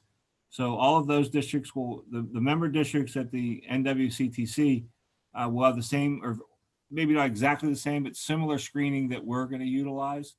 And I would imagine that the CTC will also have a screening at their facility when their students show up. I'm speculating on that because I don't know for sure, but I can't imagine. And Kurt's a responsible manager, so I would presume that he's going to do something responsible, and he's just not going to let students run around his facility willy-nilly. That's for sure. Okay. I just, if I may, just have one more comment. And basically, I know it's a challenge. It's a challenge for us all. I mean, these are unprecedented times that there is really no right or wrong answer, because as each day evolves, it's something different, and it's almost impossible to deal with. But my perspective of what the plans that was presented or put out today. Basically didn't have enough time to digest everything that's in there, but I do see that there's 3 platforms that the district has for flexibility. My comment would be, as a grandparent of 11 grandchildren, 9 which are in the district, that I would agree that there's some kind of parent committee to establish, just so there's transparency for everyone to have their input, and then as collectively, the school board will have the ultimate decision. But it will develop a lot of options from a lot of different avenues. I personally feel that for the flexibility, it should be a split schedule, AB, ABC, or however it may be, but half the students that are able to attend the school, physically attend school 2 or 3 days a week. That gives you spacing in the classrooms. If you have a classroom of 24, that gives you a maximum of 12 students. And then on top of that, that same classroom with the teacher in it should have technology in the classroom that her other students that will come on the other opposite days, the 2 or 3 opposite days, will able to view them at home. So there's continuity on a daily basis. And then if there's a flexibility where you have to go one way or the other, you have that. It would require, the technology would require either a camera or a system in school that will encapsulate the whole classroom, but it allows the classroom to stay together. And it also gives you flexibility with the busing, gives you flexibility with exposure. It gives you a lot of different flexibilities. And as time goes on, if you need to add or go one way or the other, you have that option to go. So I would be interested in the committee. I'm addressing the board. If they, I'm sure there should be some guidelines on that, but I think there's a lot of ideas out there that parents may have. And I think those ideas would cascade through other households and would be beneficial for the district.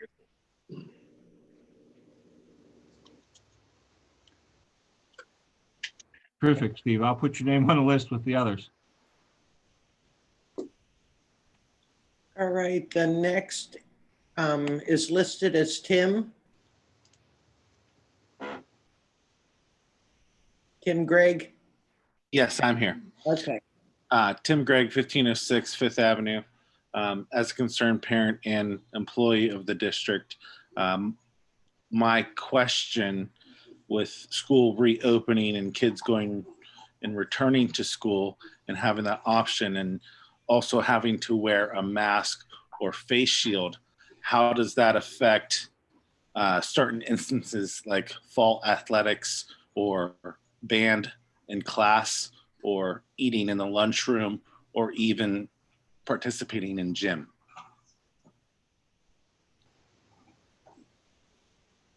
Well, ironically, Mr. Gregg, today at 3 o'clock, the PIAA met in Harrisburg, and we all had heard, and you know, rumors are, they're never always accurate, but we had heard that the PIAA was going to cancel all fall sports. They, in fact, did completely the opposite.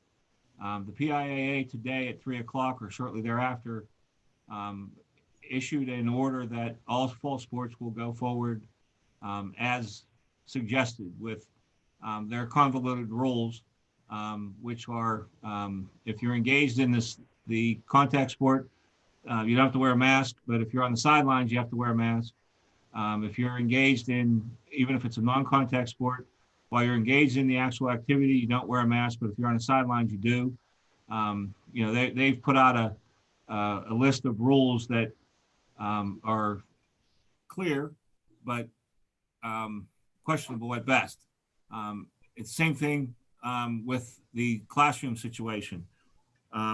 So fall athletics will likely go as of today. Now that might change. The issue with band,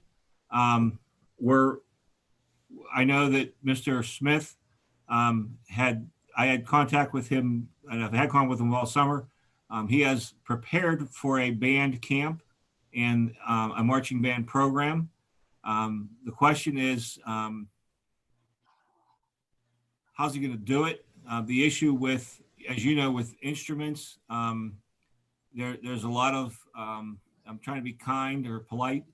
There's a lot of saliva with instruments. You know, I play a clarinet myself, and there's moisture that gets created with that. And, you know, we have to deal with that issue. They certainly can't wear masks while they're playing a trumpet, a trombone, or a clarinet, or a flute. Maybe the drummers could wear them, but that would certainly be uncomfortable. But we think that a band will be manageable. We have reservations with band and choir, quite frankly. When you think about the choir, the same thing.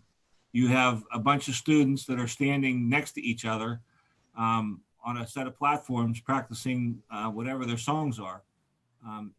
Can we or can't we practice social distancing in the choir room? That's yet to be determined, I guess. I guess the marching band could stand 6 feet apart. It would be an unusual looking band, but it could work. But we think that those programs will go. Gym, the same thing. We believe that the gym classes will be conducted because we haven't been given any orders that told us not to do gym class.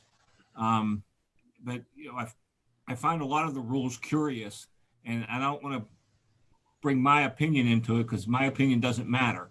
But there are a lot of rules out there that are curious. But as for the cafeteria, we're in a circumstance where we have already said that we're going to deliver boxed grab and go breakfast and grab and go lunch. There will not be the lunch lines that we've had before in the past where you get served. You'll still get to pick your menu item, but it'll be prepackaged. That's an issue that we have to deal with there. In terms of the cafeteria itself, we have a couple of different plans that we're looking at implementing because we need to have social distancing in the cafeterias. At the high school, we're looking at a split lunch schedule, which the high school has done in the past. I believe they did it with the 7th and 8th graders last year, and it worked. It was successful. So we think we can implement that split schedule for 7, 8, 9, 10, and 11, 12, because that's how the lunches are broken down. And we'll be able to social distance in the current lunchroom. If not, we're going to have to look at, for lack of any other word, an alternate site to put some of the students for lunch. And whether that means we're going to have to set tables up in the non-transit hallways, or if there's an empty classroom, or the gymnasium, or eating in a classroom, we should be able to make those accommodations depending on how we have to do that. So those particular issues are, again, that's the devil in the detail, and we've talked about those as recently as this morning. There's probably not a day that goes by that we don't talk about lunch and gym. I'll admit that band and choir have been a low priority for us because we're trying to deal with the bigger issues first. And even fall athletics have been a lower priority for us because we need to get our primary purpose accomplished first, and we educate students. That's number one. And the extracurricular stuff is number two. It's beneficial, it's helpful, and we know because we've had students and families call and say, gee, I sure hope we have band this year because that's one of the main reasons I come to school, because I love the band. And everybody has a reason they come to school, and we want it to be because something we're doing right, and we're obviously doing something right in band and some of the choir and some of the other programs that we offer.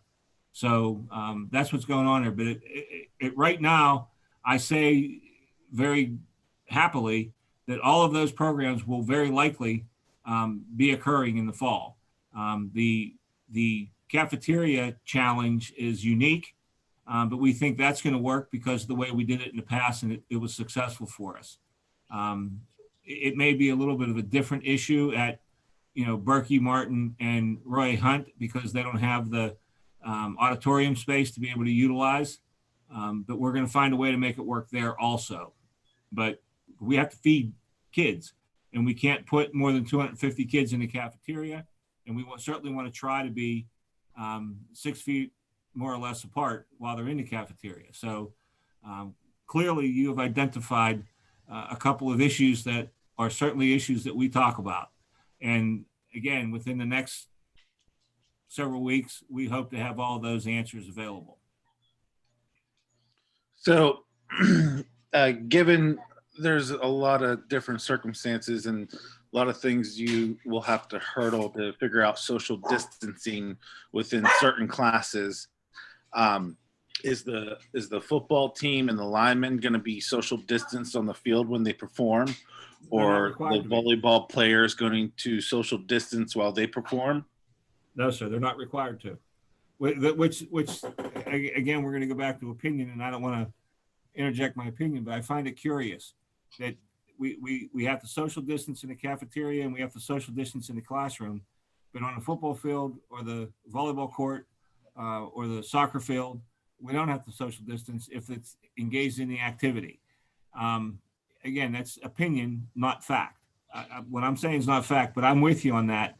I ask myself, how can that be? It goes back to, we have to social distance and we have to wear masks, but we're allowed to, but we closed all of the mom and pop stores, but we let Walmart open. We have to social distance and wear masks, but we're allowed to picket. Those are theoretical or philosophical questions. How are we able to do these things that are equally opposite? But you're right. But on football, soccer, volleyball, I'd even say tennis, but I think tennis players are usually 6 feet apart. So it might not be as big of a problem for tennis, but all of the fall sports, when you look at them, they have that engagement issue. But that's not one of the limitations that have been placed on us. And it is an issue. Now that's, if you remember, I don't know if you tuned in or not, in the last meeting that we had publicly, we approved the health and safety plan for athletics and co-curricular activities, which would be the sports, the band, the cheerleaders, the choir, and those kinds of things. So there are a whole set of protocols that have to be followed for participation in our sports. And they've got to go through a series of questions to make sure that they don't have any symptoms. Everybody's temperature has to be taken. It has to be recorded, and they maintain a record of that for each athlete or participant. I shouldn't say just athlete, because it's the co-curricular as well. And that programming is already in place. We approved that at the last public meeting, the health and safety protocol, if you will, for athletics and co-curricular. So those issues have been addressed already, the best we can.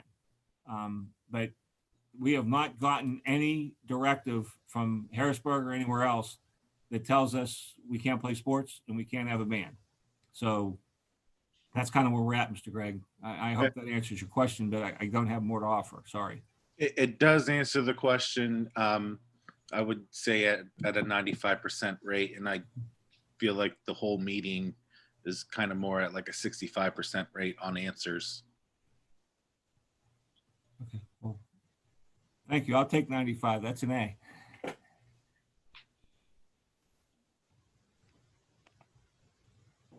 Okay, the next speaker is listed as Gretchen. Hi, can you hear me? Yes. I just want to say I appreciate everything you guys are doing. I know this is like so difficult for everyone to try to figure out the logistics of it. I was just wondering, once that survey goes out and we answer, are we locked into that or we're not? Okay. No, not at all. Okay. I was just wondering, if there was, once we get some more answers and we see how the year is going to go, if, we would be able to change our minds based on, the more information we get. The whole idea with the remote learning program, Ms. Sevner, is to allow for an easy transition. So if a student starts out in the remote program and in the second week of school decides he or she wants to go into the brick and mortar school, they can transition right in with a very smooth entry without, they'd be on the same pace, if you will, of their classmates. So we're trying to position ourselves that we allow the students and or the parents and guardians to have enough flexibility to allow their son or daughter to make a commitment. And we would hope that once you commit to come into the school, that you stay with us. But if something should occur and you think you want to pull out and go to go backwards to the remote learning, you certainly can do that too. But no, you're not locked into any one of the systems. Okay, yeah, my daughter's a senior, you know, she's going to be a senior this year, and she's Right. also Tech, so there's a lot of unknowns right now. Right. But we're really leaning towards going to school. She really wants to go, and I think that something will be worked out. So, but I appreciate everything you guys are doing. All right. Thank you. Thank you for tuning in with us. Okay, thank you. Okay, I think the next one is listed as Jordan. Yes, hi. My name is actually April. I'm Jordan's mom. So I just wanted to first off, agree with Gretchen. Thank you very much for all that you guys have done. I work in healthcare and we develop plans like this all the time and it changes every day. So the fact that you guys have come this far and I feel this early is quite remarkable. This is kind of piggybacking off of your survey. So your survey is going to obtain data which is going to ask the parent whether the child is coming back to school or whether the child will receive education in the home. Is that correct? Remote learning. Yes, ma'am. Okay. At that time, because I feel that this is something that is feasible and could work, obviously done correctly. And I've seen it work in healthcare because we're currently doing it there and it's working just fine. So when we move to the remote part or aspect, are we still using Skyward or are we using a different program?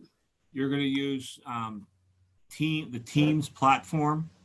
Okay, so Microsoft Teams? It's a Microsoft program through Teams. Yes, ma'am. Okay, yeah, we utilize that as well. And that has video capability.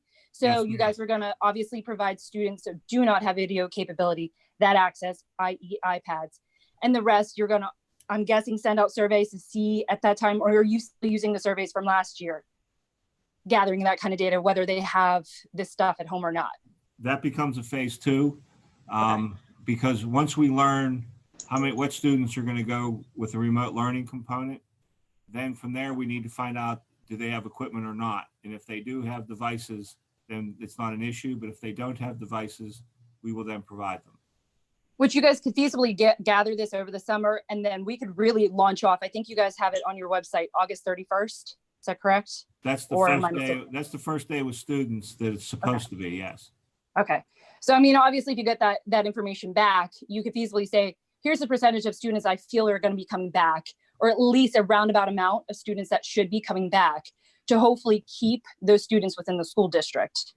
The other stuff with the social distancing within the hallways, as far as moving from class to class when the bell rings, that's definitely something that the parent committee that you're developing, that I definitely want to be a part of, can easily, help you along with as far as suggestions. Because I think that your plan that you have right now, though, some school districts I know are doing that hybrid. I found with this one personally in my family that my child struggled very badly, not only academically, but mentally. And so I understand that we have to worry about the illness, but there's other factors we have to worry about. So getting them back into the school is definitely an objective I know that we have, and a lot of my friends follow. So we will definitely try and help make that possible, at the safest point. So, whatever you guys need, we're definitely here to try and give input. Well, thank you, April. Can I get your last name? Because I did a list. Yep. Last name is Tipinski with a T. It's Tipinski. I think I spoke with Jen earlier. Okay. And I sent her a message. My youngest daughter goes to the school for the blind, so you might remember that. But okay. She's the highest risk, and of course, yes. So believe me when I say, I'm a nurse. I work at the VA, so when it comes to ensuring the safety of others, that's usually our highest. And I think this plan can roll out. I've seen it roll out, and I think we can do it safely if we just, put some brains together. So thank you very much. All right. Thank you. Okay. Okay. The next person is Julie Erb.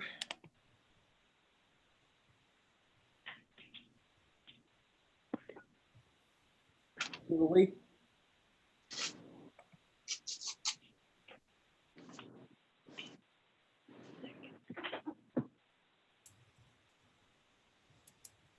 You're muted, Miss Erb.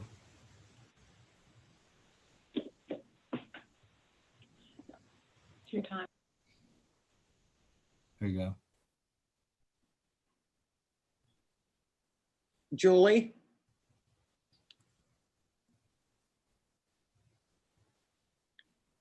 Oh, she just muted herself again. Julie, are you there?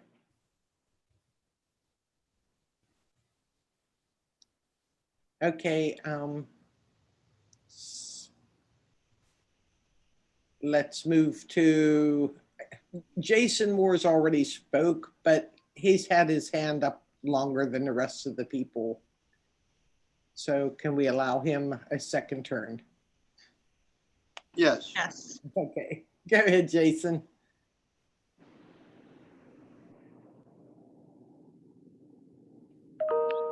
You're muted, Jason. It is. There you go. Okay. He's still muted. How about now? We good? Okay. Yeah, we can Okay, hear you good. now.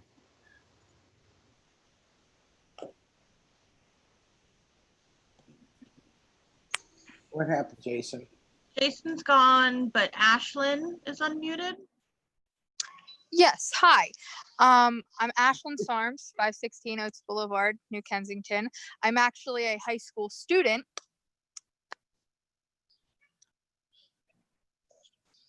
I have a couple of questions due to the air conditioning in the school.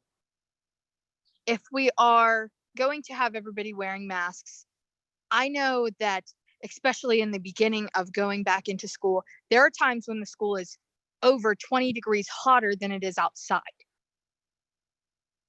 So if you're looking at this as everybody's wearing masks where it typically could be hard to breathe, how many kids are you going to have pass out because of these heat?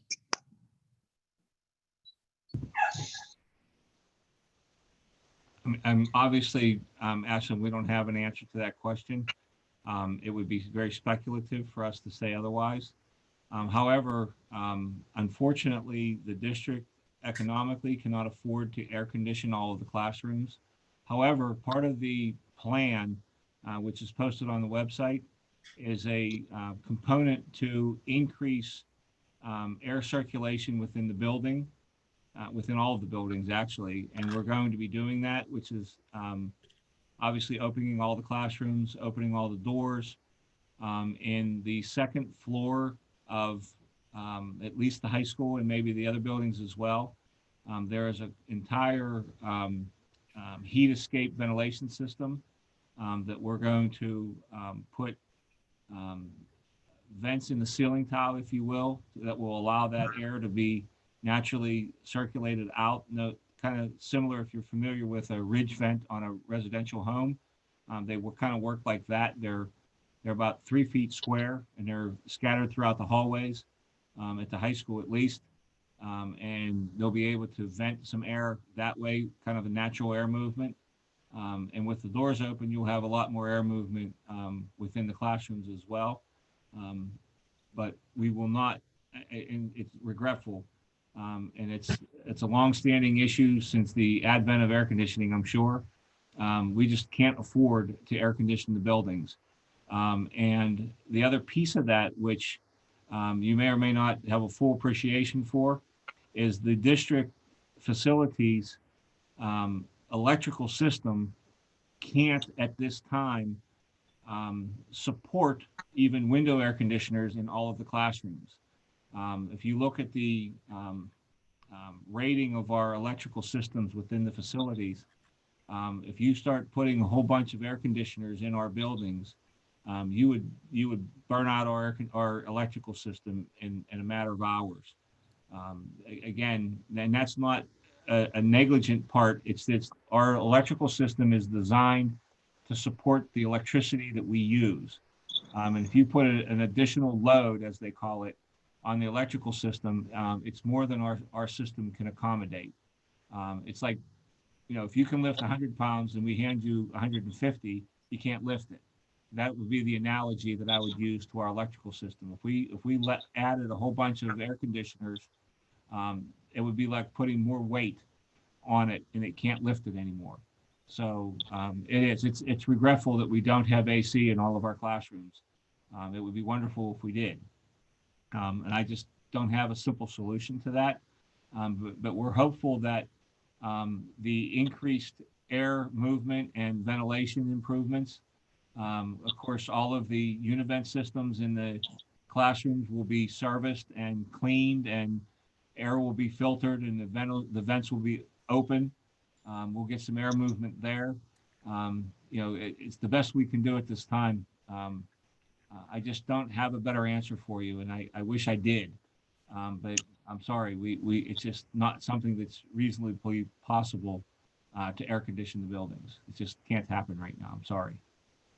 Mr. Pallone, George Sarms, 516 Boulevard, sitting here listening with Ashland.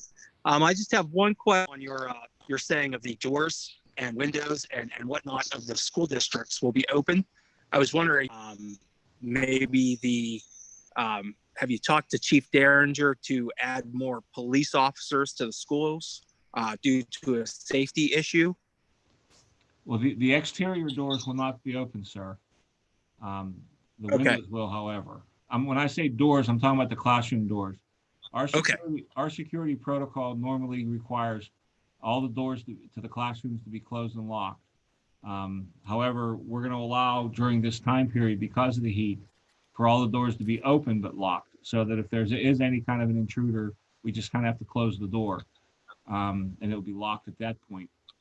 So when I'm saying about opening the doors, we are not opening the exterior doors. And in terms of the security component, that will not occur.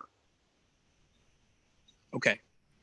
And I have another question on the giving iPads and printers to the students who need them. Are you planning on purchasing new iPads and new printers and things like that? Or are you planning on using the iPads that are at the schools now? Yeah, just a point of clarification. We're not going to be giving people iPads and printers. If you're into the remote learning component, we will provide you with an electronic device, which will likely be an iPad. And it should be a brand new iPad, because with the grant funding that we got from PCCD and from the CARES Fund through the ESSERS money, we're purchasing several hundred iPad electronic devices. The iPad and a printer is for a student who would enroll in the New Kensington-Arnold School District cyber education program. Yes. That's because the other cyber schools provide the same equipment. In order for us to be competitive, we have to provide the same equipment. But we will not be providing printers to students generally. Okay. But they will be new iPads, however. Okay. I was just asking because I know as a student who does attend these schools, I know that most of the electronics that are there, some of them don't even turn on. I understand. That's why we're trying to replace as many as we possibly can. And if we are having a parent section on the board, I do believe that it would be a good idea to at least include some of the high school students, because they have an inside look on what's actually happening. Sure. Are you willing to participate? I am. Okay. What's your last name, Ashlyn? Sarms, S-A-R-M-E-S. All right. Thank you, Ashlyn. I'll add You're you to the list. The more feedback we can get, the better. I do want to say that the chat in the Zoom, there are multiple parents and people commenting on there. If you guys aren't seeing that, I know nobody else has mentioned it, but there are people talking on the Zoom app as well. Right. Okay. Thank you. Thank you, young lady. Bye. Bye now.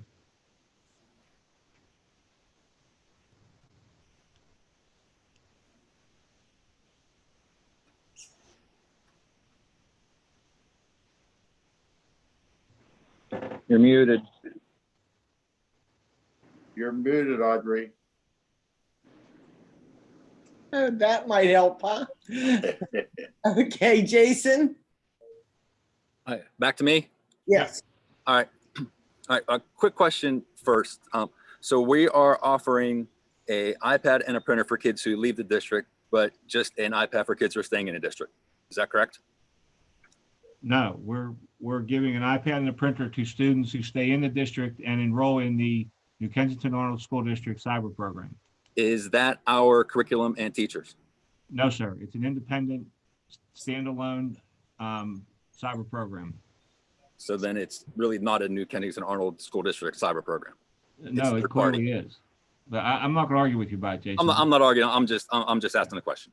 Okay. But on top of that, moving forward with what I had discussed before, some of the concerns had come up about having to jump between different platforms. I know people were frustrated about that, and being able to create a cohesive plan where it's easy for the parents, easy for the students, in order to centralize everything on one platform.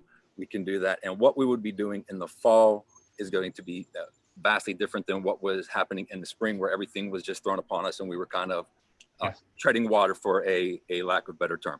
Right. You and I had this conversation. Right. So my question is, and I don't know if I didn't get the question out before, is can we meet? Can we what? Can we meet to discuss? Sure. What I had before. Okay. Sure. I'm here every day, Jason. You know that. Well, I would appreciate other members of the board administration as well. So there's multiple viewpoints as what's going on, and nothing gets lost in translation from information going from point A to point B. Sure. Would that be an education meeting?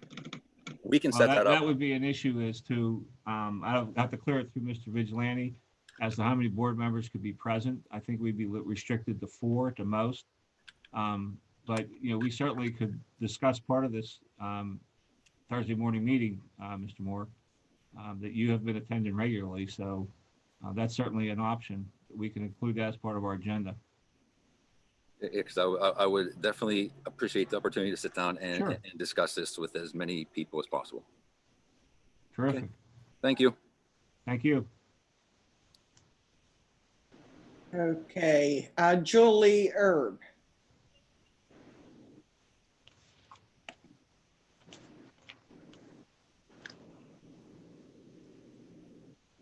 Okay, Julie.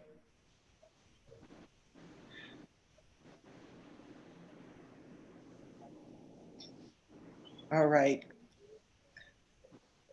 Let's try Brandon.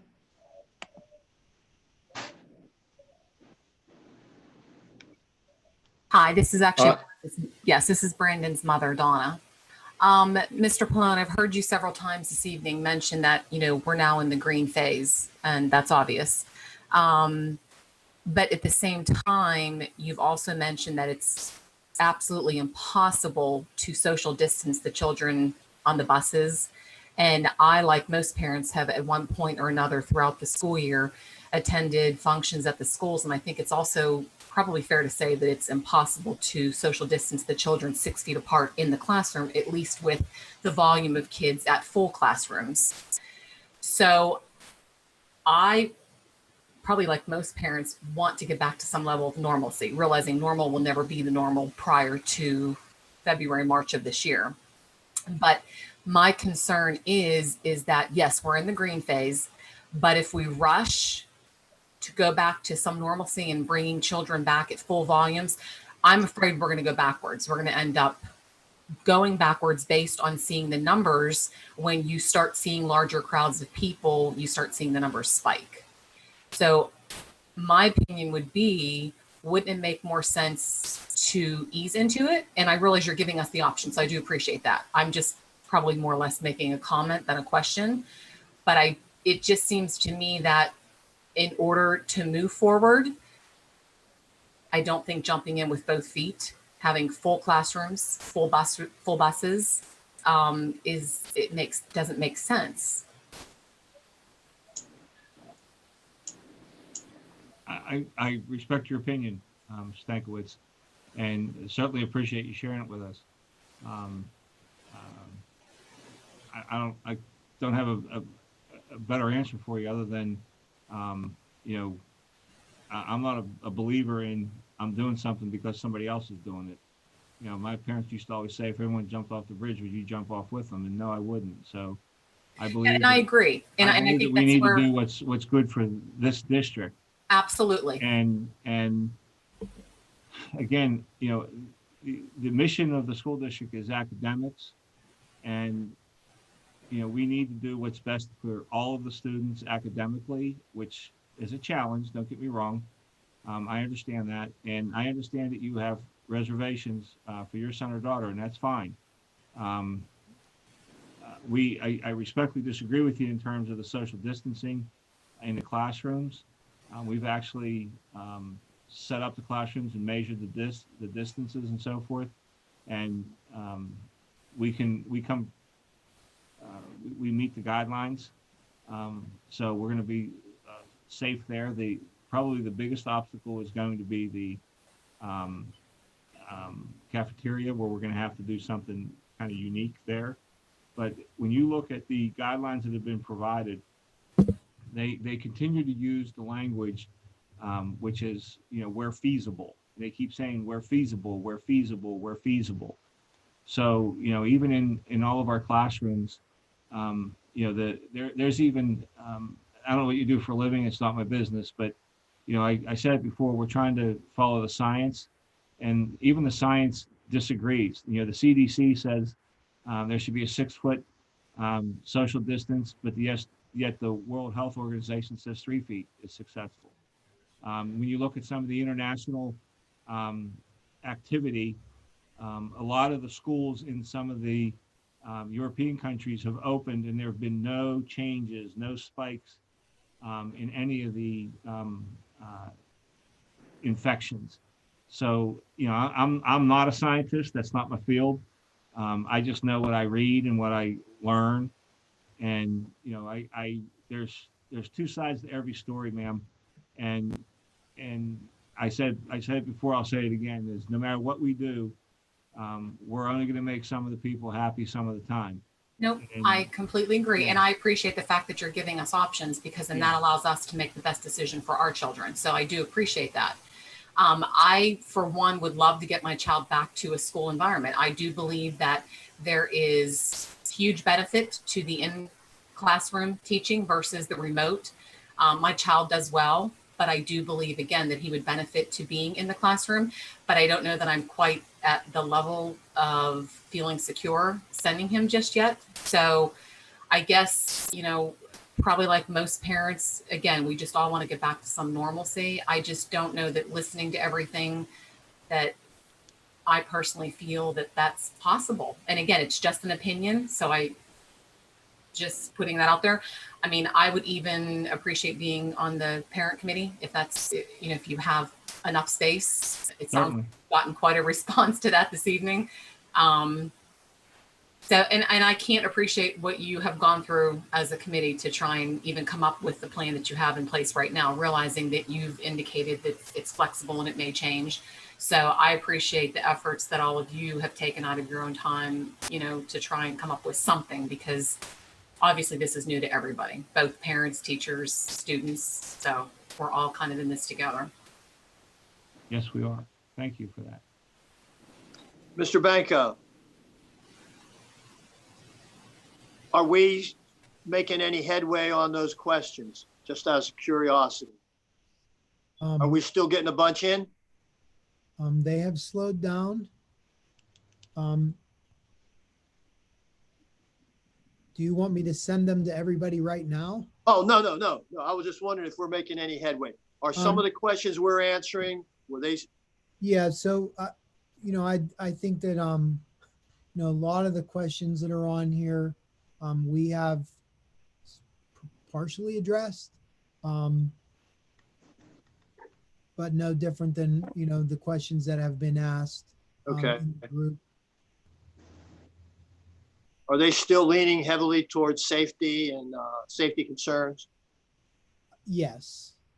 Yeah, a lot. Well, the 2 primary areas are the, you know, the concerns about social distancing in the school, and the lack of details with the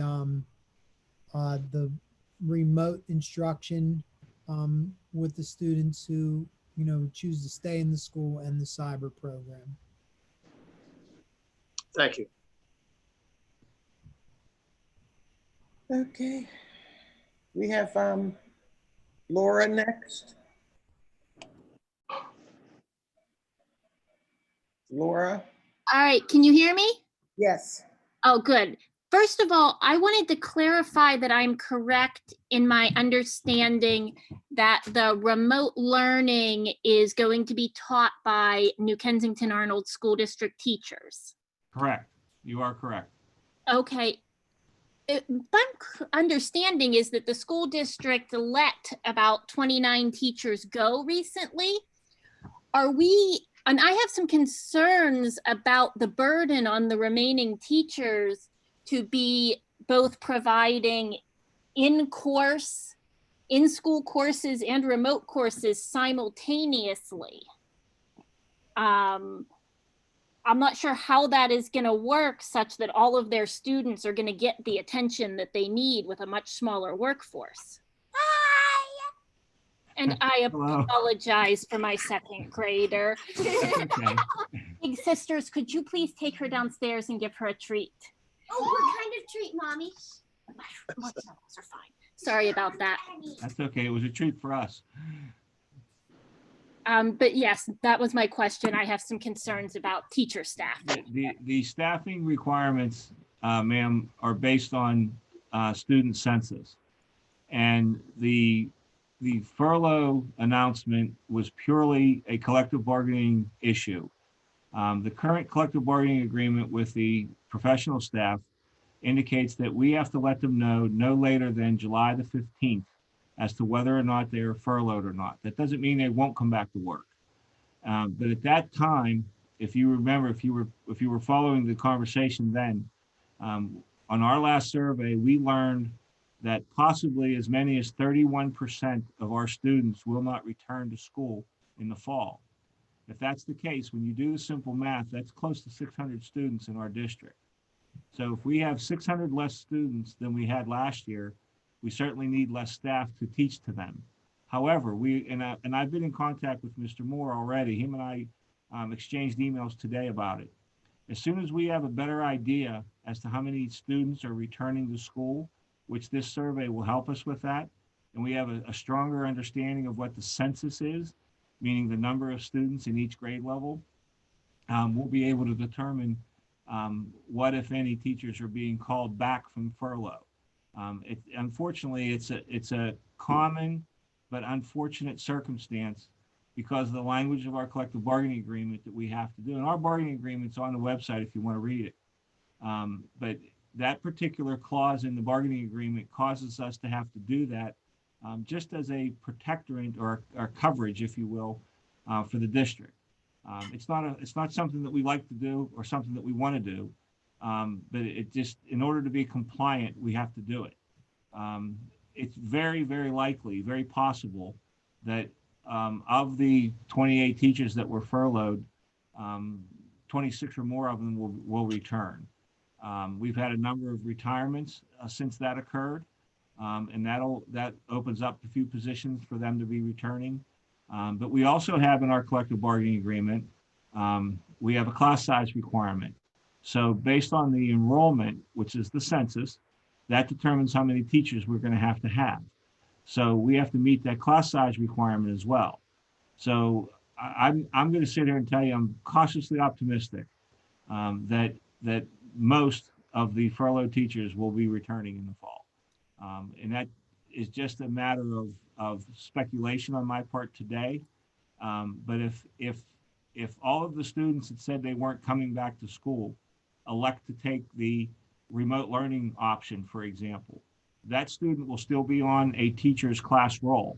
So we'll need a teacher to cover that particular student. So the student ratio will not change.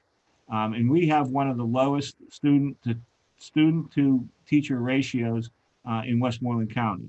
So it's our goal to maintain that if we can, because the lower the student to teacher ratio, presumably the more learning that can occur because you can dedicate more time to each student. So again, I'm telling you here, it's speculation on my part, But I'm optimistic that everything will fall into place. All right. Thank you very much. That answered my welcome. question. Thank you for calling. Okay, Ronald.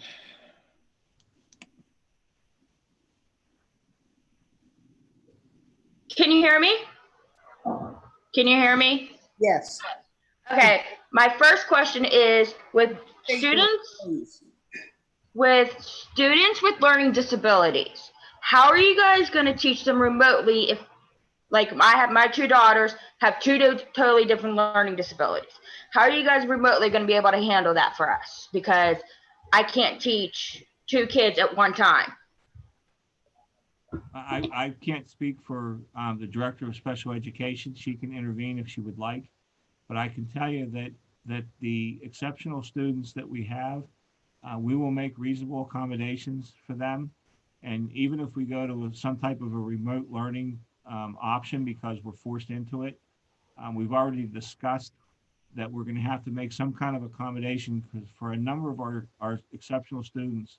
The remote learning is not effective, and we're going to need to have some type of face-to-face contact or face-to-face teaching or something like that. Again, the exceptional students are always on our radar, and we will make whatever accommodations are necessary to ensure that those students are treated fairly.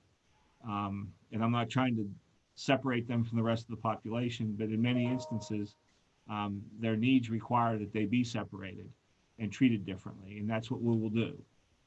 But I know that Jennifer works very closely with the parents of our exceptional children, and we'll make every accommodation that we can to ensure that they're getting everything that they're supposed to get in terms of whatever their IEP says or their 504 plan, or whatever other accommodation has to be made, because we do have a very sensitive spot for our exceptional children. We don't want them to fall behind any further than they might already be. Okay. My second question is, with the remote learning, what should we as parents do if the child is refusing to do the schoolwork? Which I had an issue with that last year where one of my children refused to do the schoolwork. I'm at a loss of words for that, ma'am, to be honest with you. My strongest suggestion is obviously you would call the director of special education. Maybe she can help you a little bit.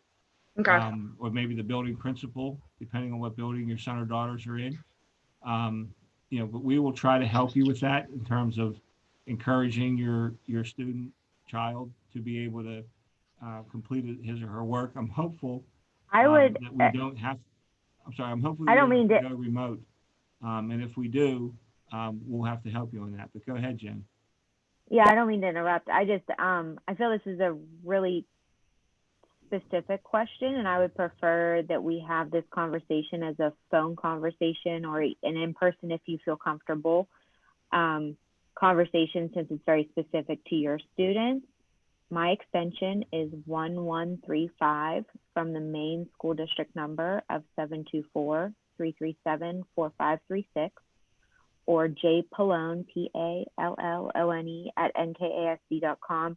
And I'm happy to arrange a specific time to talk specifically about your students. I just, we take confidentiality very seriously in the district, and I feel that I can better address your needs and concerns through a private conversation.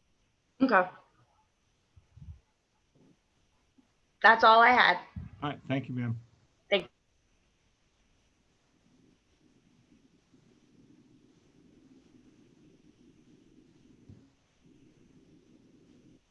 you. You're still muted, Audrey. Audrey, you're muted.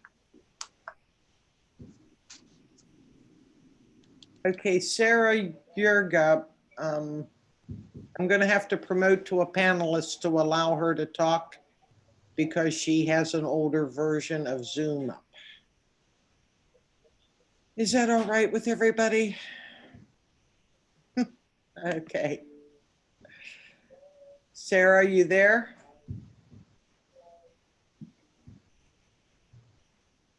She was, and then we lost her. Oh, there she is. Mrs. Yerga, go ahead. You're on mute, ma'am. There you go.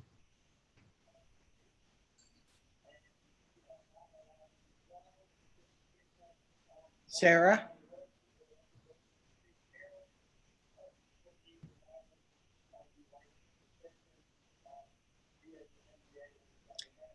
I believe Sarah in the chat window was going to ask a question from another attendee. So I'll just ask that. The other attendee wanted to know what plans we have in place to accommodate immunocompromised staff and students, and how does students not wearing masks impact everyone else's health?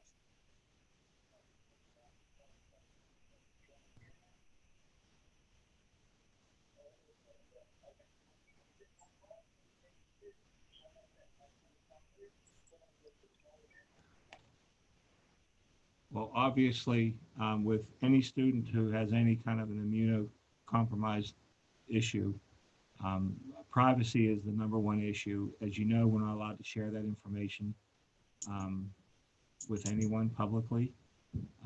So we would have to deal with it confidentially.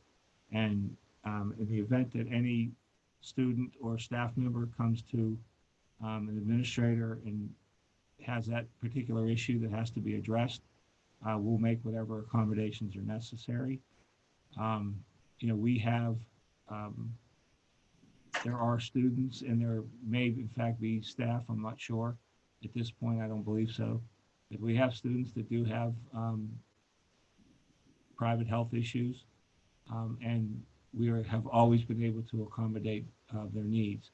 So if that happens to be an issue with any student or any staff member, all they have to do is come to either the building principal, the school nurse, my office, Mr. Banco's office, whomever's, and we'll address that issue privately and appropriately. That's the best I can give you for an answer without talking about specifics, which I don't think we should do on a Zoom meeting. Okay, we have two more. Stephen Litz. Good evening, everybody. Again, I'd like to send out a big thank you to the administration and teachers for putting together this plan together. I have one question about the cyber program. In regards to providing the curriculum and the teachers, who will be doing that? The remote learning or the cyber school? The cyber school, sir. The cyber school is an independent approved cyber program. It has its own curriculum that follows the core curriculum with the the core classes and then electives. It's not the school district curriculum precisely, but it's an approved Pennsylvania state curriculum. Can you offer a name to it? Yeah, I believe Edgenuity. Ingenuity. Okay, thank you, sir. One other question. Would there be flexibility in moving from the cyber program to a remote or brick and mortar? Based on the semesters, yes. Okay, thank you, sir. Yeah. Okay, Terry Lynn Cheatham. You're muted. Okay, can you hear me now? Yes. All right. First, I want to thank everyone for providing us this opportunity tonight, but also putting together the phased plan. I did have an opportunity to look at it and read the entire thing. I've spent the last 6 to 7 months on a task force for reopening, not just for reopening, but standard COVID. And I would love to have my child go back to school. However, I think a lot of us are trying to understandably, but trying to get together and look at what that meat and potatoes portion is. If you have children that have underlying needs, whether it's special needs or behavioral or physical, those all come into consideration. And I just think that the plan in and of itself does not offer, I understand that we're saying it offers the flexibility, but no one can see the flexibility. Going by 900 people that replied and then saying, well, we're just going to fully open. We are in the green phase, as someone has said earlier, and it doesn't make any sense to put our families, our teachers, our students at risk if we're allowing people that are non-violent offenders in jail to come home, or we're asking right now all of those that can telework to telework. How is it in the green phase? How is it that we're comfortable enough as a community to allow our families, our daughters, our sons, our mothers, our fathers to go back into the district without even considering a staggered plan in the beginning, as opposed to just fully reopening and hoping that people make the best choice for themselves. We look towards to the school district as well to keep our children safe in school. And I just find that this plan is not doing that completely.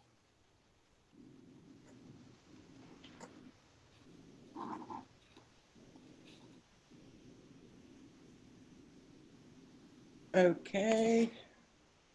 Thank you.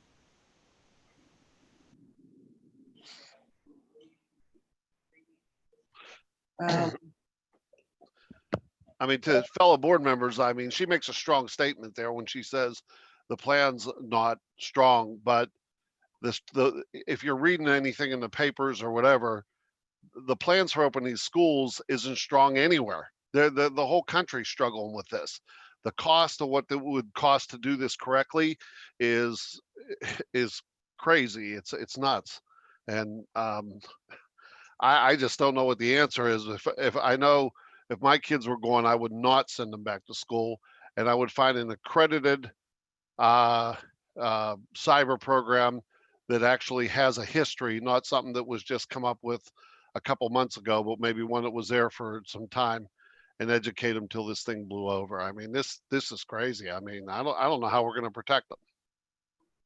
Well, with all due respect, the cyber program that this district is intending to utilize is a long-standing, reputable cyber program. It's the same program that Seneca Valley is using. There are other districts in the Alakiski Valley that are utilizing the same program. It's been in business for a number of years. It's a very successful program. It provides a full-service curriculum, the core classes, as well as a number of electives. Don't misread my point. If it's an accredited one, that would be the one I would choose. That's all. I just wouldn't do one that was started last week or next month. That's my point. I understand. Thank you.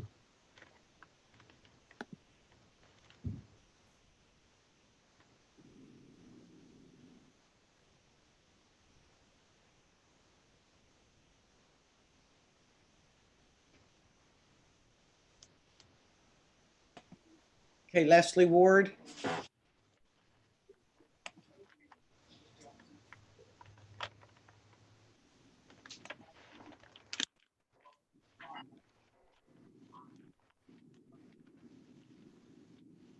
Okay, she's muted.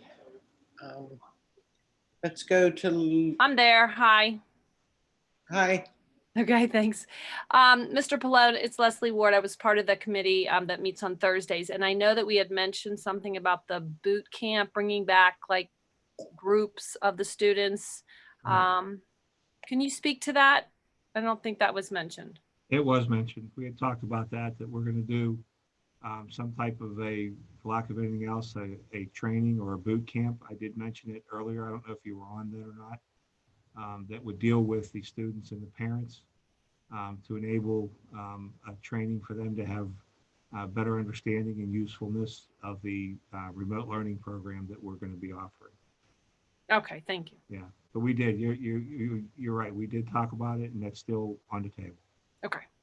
Yeah. Thanks for reminding us. Okay, Laura. Hello? Hello? Hi. I had one more question. Governor Wolf changed the PA requirements this afternoon, actually, to prohibit indoor gatherings of more than 25 people. And so I thought this would be a good opportunity to ask, how with this plan would the school district flex to meet that requirement, assuming that's still in place a month from now or has to be reinstated? To be honest with you, ma'am, I didn't read the release from the governor yet. I haven't gotten to that in preparation for this evening.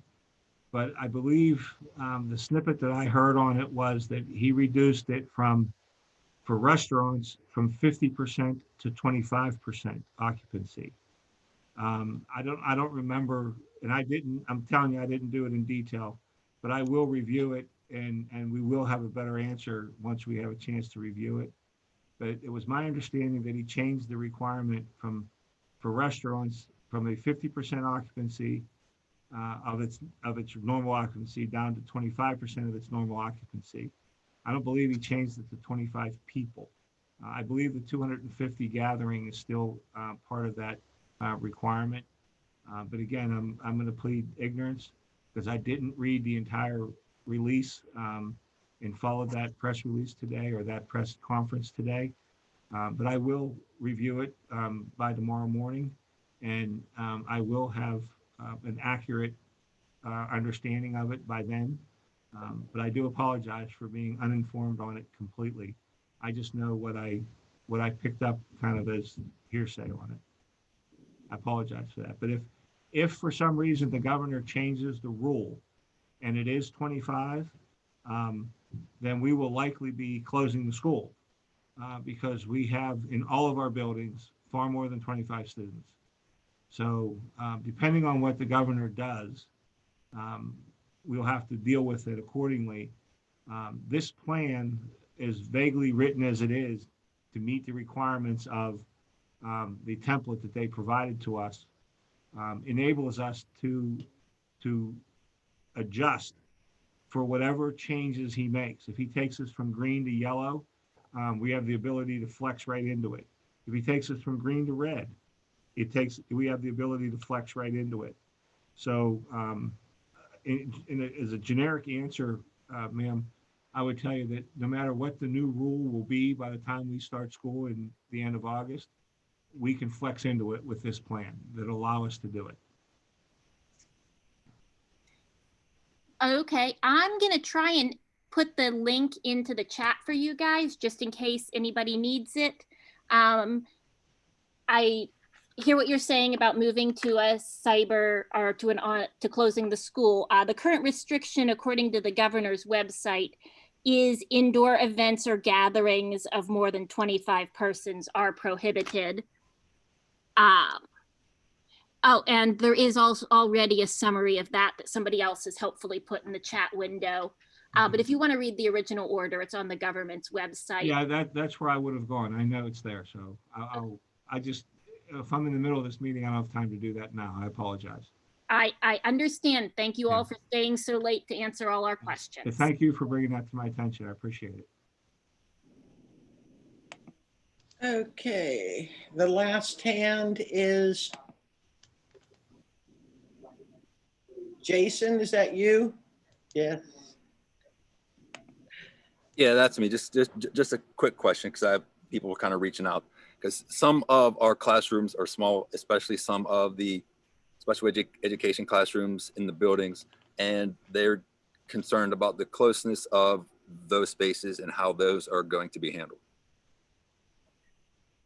The size of the classroom matters only as to the number of students that are in it.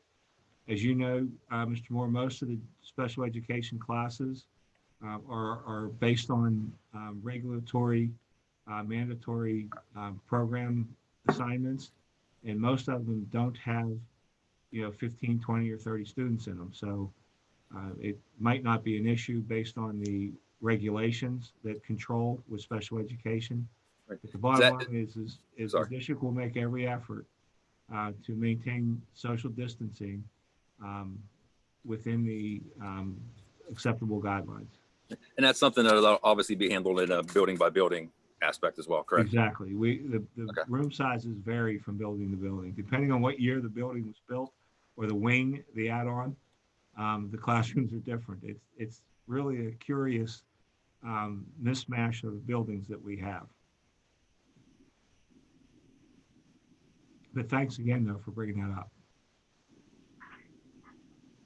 Okay.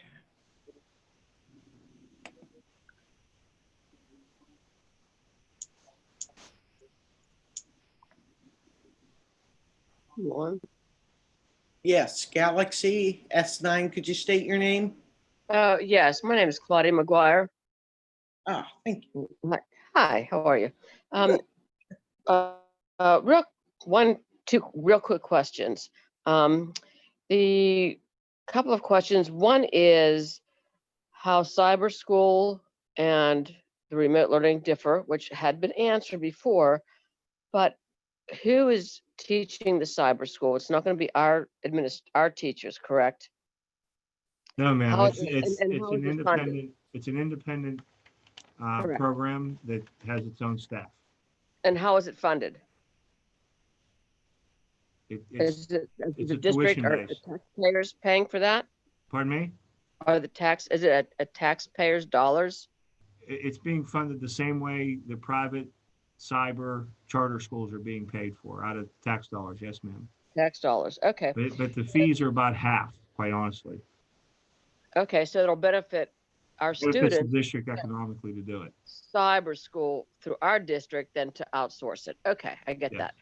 Okay, thank you. And as far as our VOTEC goes, I know a lot of our students find their careers, and the VOTEC is very important to our kids. I understand earlier, like, that was kind of up in the air as to how that was going to thrive. Is there a way that it can thrive? Is there something that can be done for our VOTEC to thrive? Where does that money come from? How many districts do all the other districts put into that, or is that a federally funded agency? Yeah, the Northern Westmoreland Career Technical Center, commonly referred to as the VOTEC, is a consortium. It's owned by Burrell, New Kent-Arnold, Kisti, and Franklin Regional, and we contribute to the overall budget to support that program. It's essentially a tuition-based program. So for the total cost of operating the programs divided by the number of students gives you a cost per student, and then we pay based on the number of students that we have there. And then we also contribute, off the top of my head, I think it's $50,000 a year into a capital improvement fund so that we can maintain the building between the 4 districts that are the owners. And we have every district has 2 board members that serve on that board, not unlike our school board.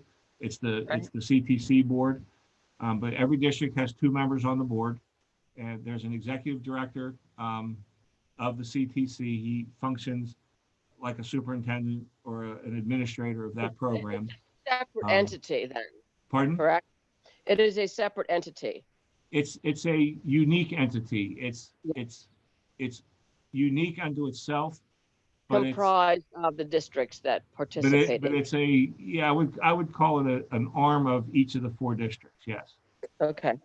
And how does, how the VOTEC reopens, and how it reopens is up to who? Is it just the governor? Like, since there is all the different districts are involved it would be based on a recommendation of the director of the vocational school.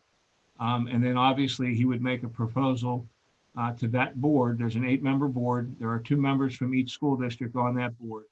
And then that board would decide to accept or reject the proposal that Mr. Kiefer makes as to how that facility will reopen. And again, knowing how Kurt operates, he will make every effort to try to blend whatever the VOTEC does with the partner districts. So, I mean, and I certainly appreciate your statement that the Northern Westmoreland Career Technical Center is a sleeping giant. And so how It's a fabulous program. how do we like? Thank you. But here's two thoughts.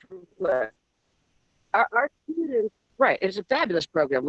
It's such a very needed program. So we have our Valley kids, just like other kids in other school districts, but our Valley kids, they're right there. So if the VOTEC doesn't reopen, what happens to their curriculum? How's that going to the vocational, again, the Career Technical Center, Ms. McGuire, the Career Technical Center was open for the last 10 weeks of the school year last year, not unlike the high school and all the other schools that were open.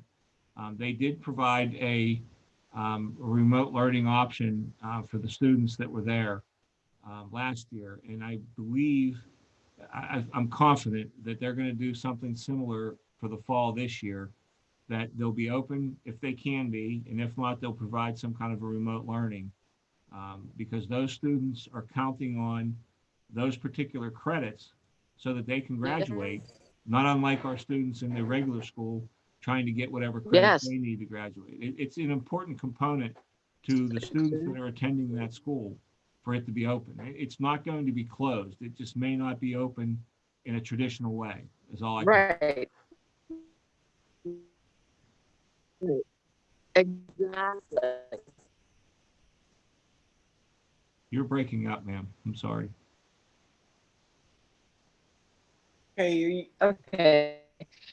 And so, how would a parent contact the boards for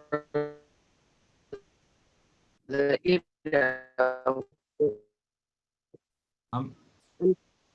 Ms. McGuire, I'm sorry. I don't know if we have a bad connection how would on a my end or parent your end. contact the board? There was contact. Oh, okay, wait.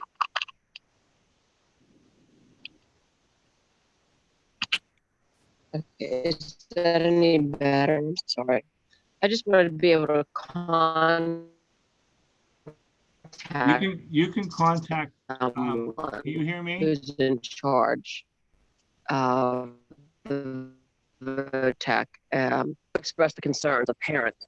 Okay. Can Yes, you go hear ahead. me? Can you hear me now? I hear you.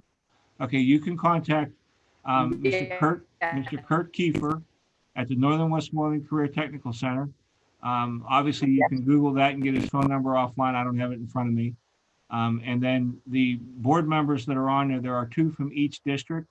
Our current district representatives on that board are Mr. Sorch and Mr. D'Antonio, and they're doing a remarkable job, by the way. But both of those men represent the New Kensington-Arnold School District on the NWCTC. Thank you. Since there's a meeting tomorrow, appreciate that. Okay, thank you. Since we have a task force meeting tomorrow, does the board have anything they'd like to see us focus on?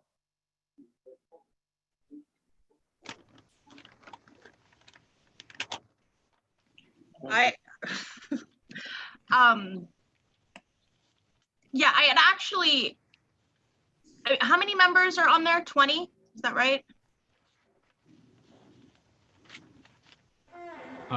It's the administrative team, the 2 nurses, and I believe there's 6 or 8 staff members on there. We had also invited the other 2 bargaining units to send members, but they opted not to. Okay. And I don't know if you all recall, but you all were invited as well. Yes. Yeah. You're all welcome to come tomorrow if you like. Does anybody else that is on that committee have anything to add to this? Any thoughts or opinions or processes, comments?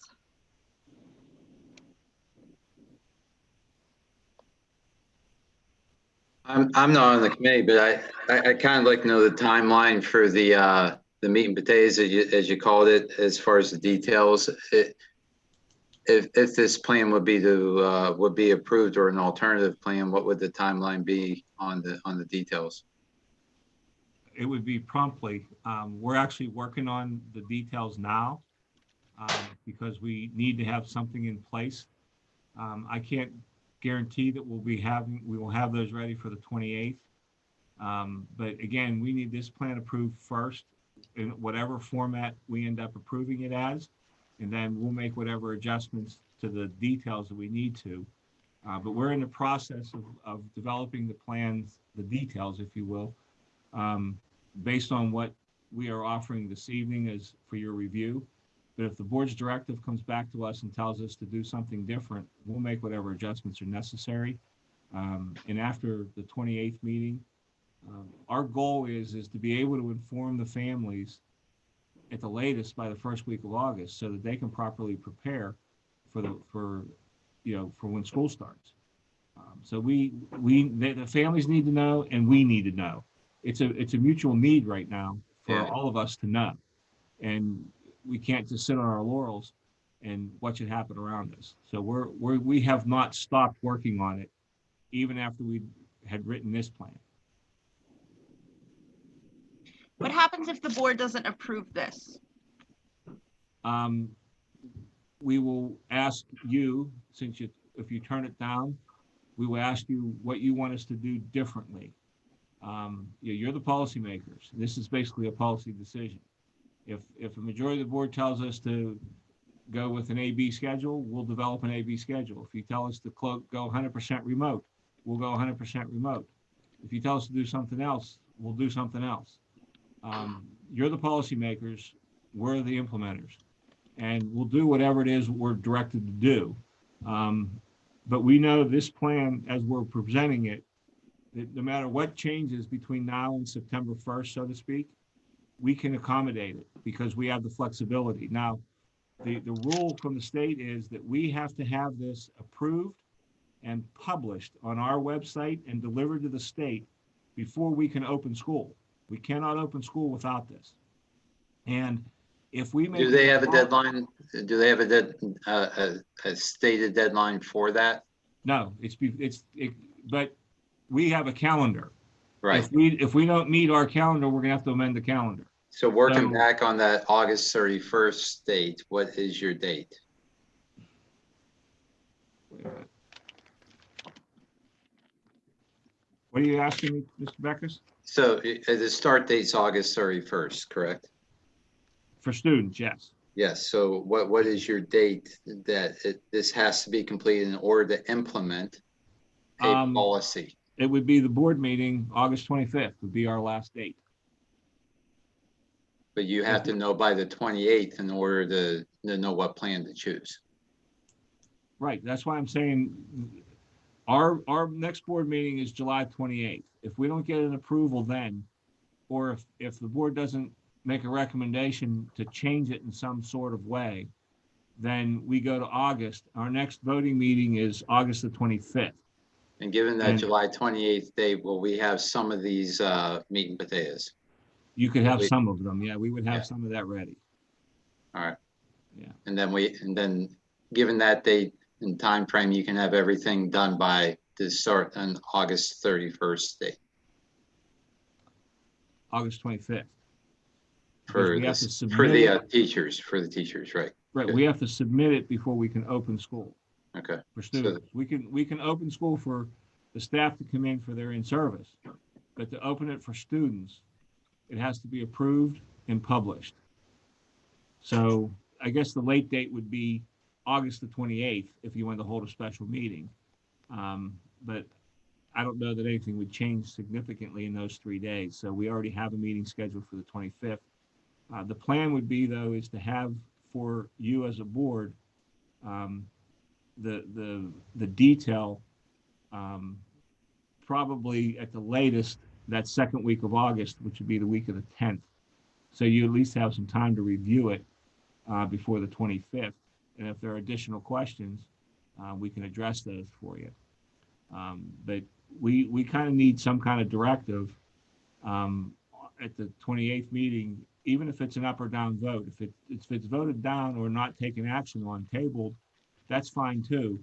But if you don't approve it, we would just need some direction from the board as to what you think we need to change. So for me, I mean, this is good enough for the state. That meets the state requirement, yes. Yes, this is the bare minimum, and I appreciate all of the work that went into this. But it is not enough for parents, students, or teachers. There's too many, and I don't know that we even know the answers to those questions,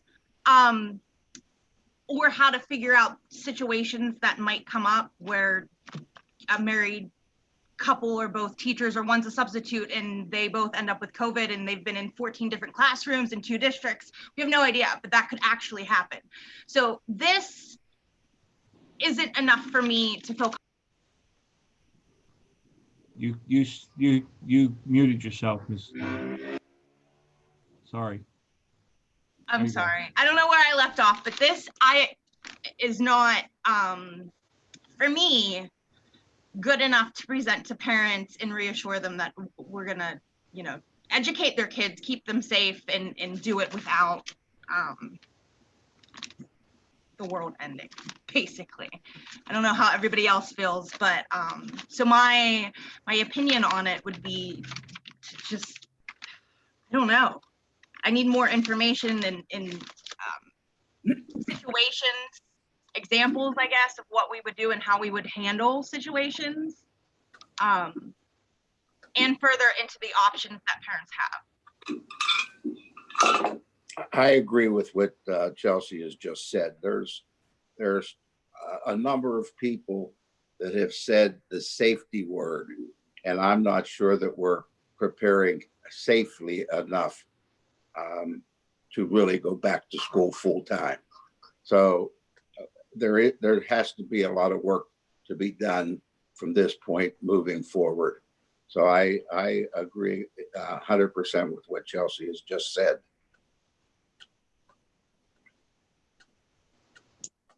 What does that mean, John, though? Do you want details Well, I wish I could. Do you want details on this plan or details on like all 3? Yeah, I all of the plans, but I don't have a crystal ball, and none of us do. My initial reaction was, let's get this done remotely for 9 weeks or whatever till we see how this is balancing out one way or the other, and then make a decision. But again, I'm just one, and I need to be convinced that going back into, as we put it, the brick and mortar is safe. You know, and the safest way is done remotely. And I don't know if I agree with Bobby's statement about having the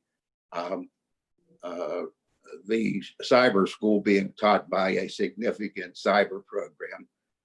I have a lot of confidence in the teachers that we have, even though we do not have, we're not using our teachers for this cyber program. I'm not really sure why we're not, but that being said, remotely right now seems to be the safest way. In my opinion. I agree on the safety side. I just much like yourself, concerns of the education part of it is iffy. Yeah, you know, what we did in the springtime was adequate. Hopefully, because they've had some time, and hopefully we'll get some training, then it'll become more significant. But you know, those are all things that I think we need to sit down with this committee. I'm really enlightened by what I'm hearing tonight. I see a lot of interest. I see a lot of good answers coming forth. And I just think as a group, and that it can be made more right than what it is right now. I mean, we have over 300 people listening and commenting. So I think that's fantastic. I think more parent involvement is needed. Personally, that's. Yeah. And here's another thing. If we get too many people, there's a lot of ideas that fly around, and we are the final decision maker. I would take 400 over 5 right now. Well, that's probably true. Yeah. I mean, there's no easy answer to this. There's just not. and I will say the one thing I do like about this is it does provide options to each individual family. That kind of meets across the spectrum. If you go just online, you eliminate that option to a significant percentage of folks too. So it's not an easy thing. Well, I agree, Tim. I agree with what Tim's saying. Is I think the big picture everybody needs to realize that we're not saying we're going back to school in the fall and that's it. Every parent's going to have an option. There are 3 options out there, and everybody's entitled to that. And this is not the final plan. I think after tonight, realizing so many people have questions and concerns, and Mr. Banco, obviously, we're not going to be able to get to every question that was put out there tonight. Mr. Banco is going to do us a favor by summarizing those questions and getting them to everybody. And I think in the coming week, that's going to enable us to address a lot of those questions and tweak our plan. And we still have 2 weeks to the voting meeting to even adopt this. That's good. So I think that's, I think we still have a lot of time. I think tonight's good in the fact that it's unfortunate we can't answer every question tonight. It would be impossible. But with Mr. Banco's help, he gets them out to us. The committee can get together. Maybe we can figure out how we can hold a meeting, including the parents, even if we have to use the auditorium. Obviously, it would have to be limited, but then we can move forward, tweak the plan, get some more details that would help our administrators with the details, and move forward from there.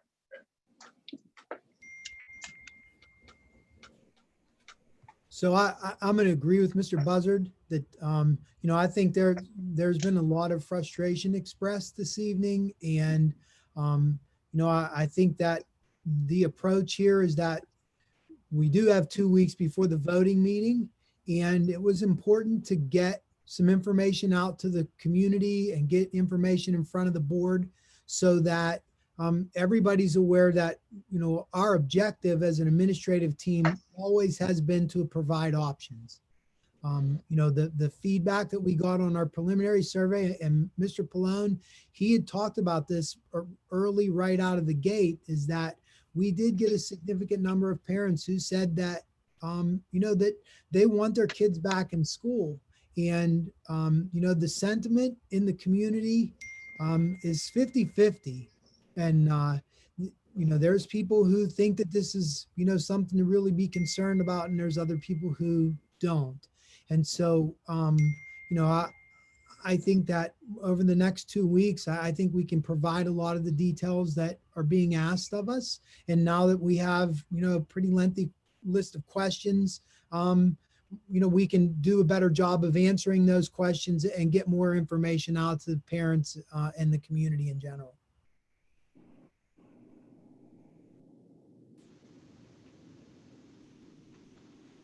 Okay. I think we accomplished exactly what we intended to do tonight. Was our reasoning for having this meeting with you was to share with you what we have so far, and then to get as much feedback as we could, both from the board and the general public, because we're trying to find out truly what the parents and the students want. We need to accommodate the parents, and we need to accommodate the students. We don't need to accommodate each other. Some of you are parents and have students in the district, and I respect that. But that being said, you're wearing 2 hats. You're a mom or a dad, and you're also a board member. And you have to make the decision on both sides as to whether or not your son or daughter's coming to school or not, and how they're going to get here. So we accomplished exactly what we set out to do tonight, was to get information, because we needed to know what, call it whatever you want, but the litmus test, we needed to know what the results of the litmus test was, so that we knew what direction we needed to go. And I'll tell you straight up, in my opinion, for what it's worth, I am anti-cyber school. I never cared for the cyber schools when I was on the board. I wasn't in favor of it. When I was a legislator, I introduced legislation to change the way cyber schools and charter schools were being operated. I don't agree with the methodology that they utilize. I don't agree with the funding formula for charter schools. Notwithstanding that, they're a player, and we have to be able to play with them, which is why we're suggesting if any of our students want to go to a cyber school, our number one priority as soon as we hear that is to convince that particular student that our cyber school is better or as good as any other cyber school that's out there. Now, the secondary piece, and we've talked about this in our meetings, and I think Mr. Cope attended a number of our Thursday morning meetings where we talked about Kiski, when Kiski came out a month ago and said they were starting all remote. We all kind of were scratching our heads saying, why are they doing that now? And they probably expected exactly what we got tonight, the mixed bag. And if we go fully remote for the first 9 weeks, you remove all question of safety because there's no issue. Everyone stays home.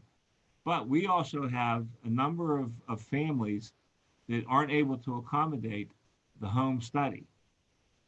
That's a fact, whether anyone wants to admit it or not. We have a large number of our families that cannot accommodate the home study program. It just isn't going to work. It's not going to be successful for a number of our students. So we have to have something different. We have to have a hybrid for the hybrid, if that's even a thought.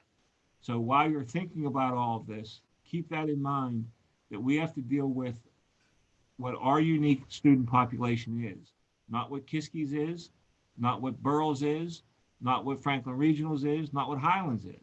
We have to deal with the New Kent-Arnold School District students.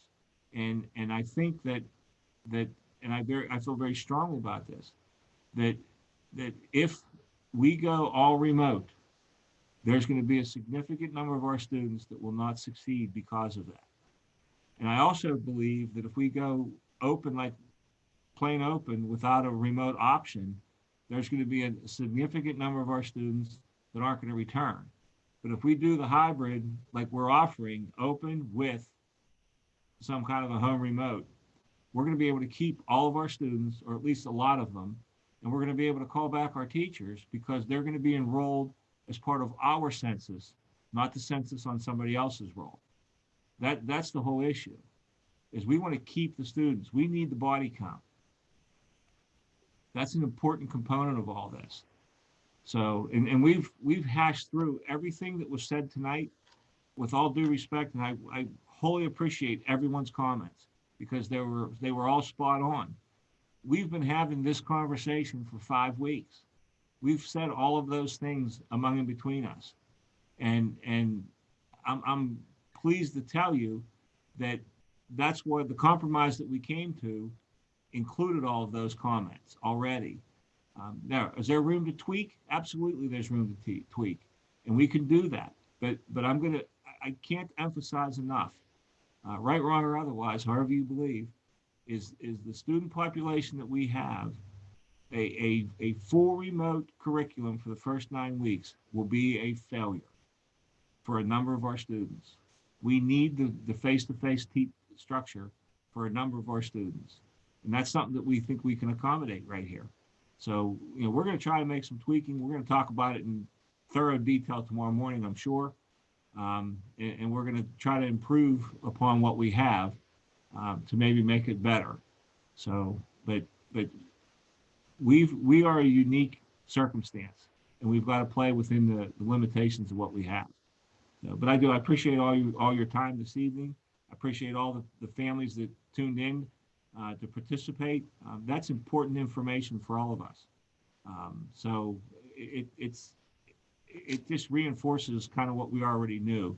And I'm sure that Mr. Banco and all the other administrators will say the same thing. We all expected what we heard tonight because we all said it ourselves among and between us whenever we were meeting anyway.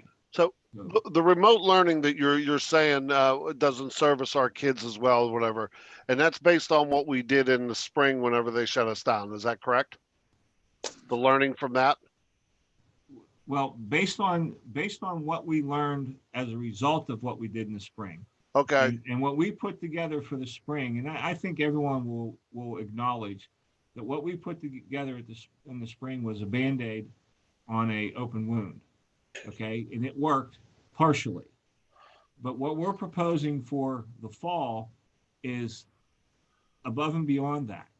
But the thing to think about for remote, though, if we fix the remote and it gets better by whatever way we do it with the technology and whatever, The difference in this fall that will be in the spring is there still will be student interaction because there's still going to be sports. There's still going to be the band. They're still going to be able to have their choir practice. The kids are going to be still using the brick and mortar location as a gathering place for other activities where there's going to be interaction, where the other one was no interaction whatsoever, including all that kind of stuff. So I think that, you know, some of the interaction that we do need, and it's good for the kids and the mental side of it too, you know, kick that around tomorrow whenever you guys are talking. I mean, there's going to be, you know, you'd be online doing the learning, but then at the same time, you'd be getting the social and the interactive side because there's going to be a lot of other, you know,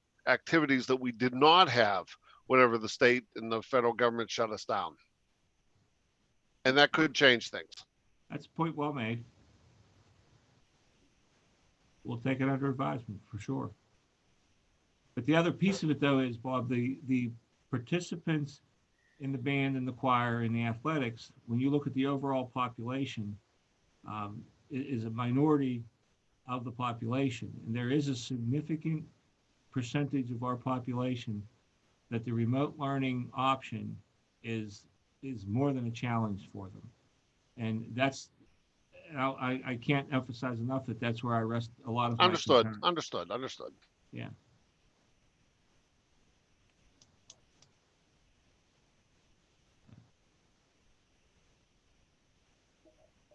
Okay, we still have 3 audience members with their hands up. Are you ready to take any more questions? Sure. Okay, Kathy Bowser.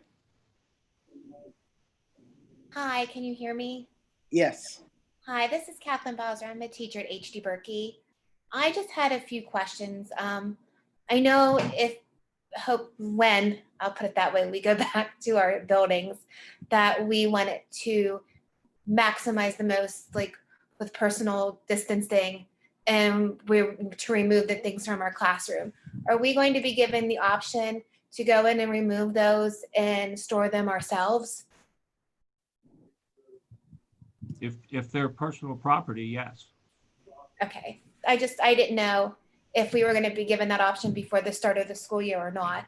If it's personal property and you want to take it home and store it, you're certainly welcome to. Okay. Otherwise, we're gonna label it as to who it belongs to or what classroom it belongs in, and we're gonna store it in an empty classroom somewhere. Okay. And in Berkey, there are a number of empty rooms that we can do it in.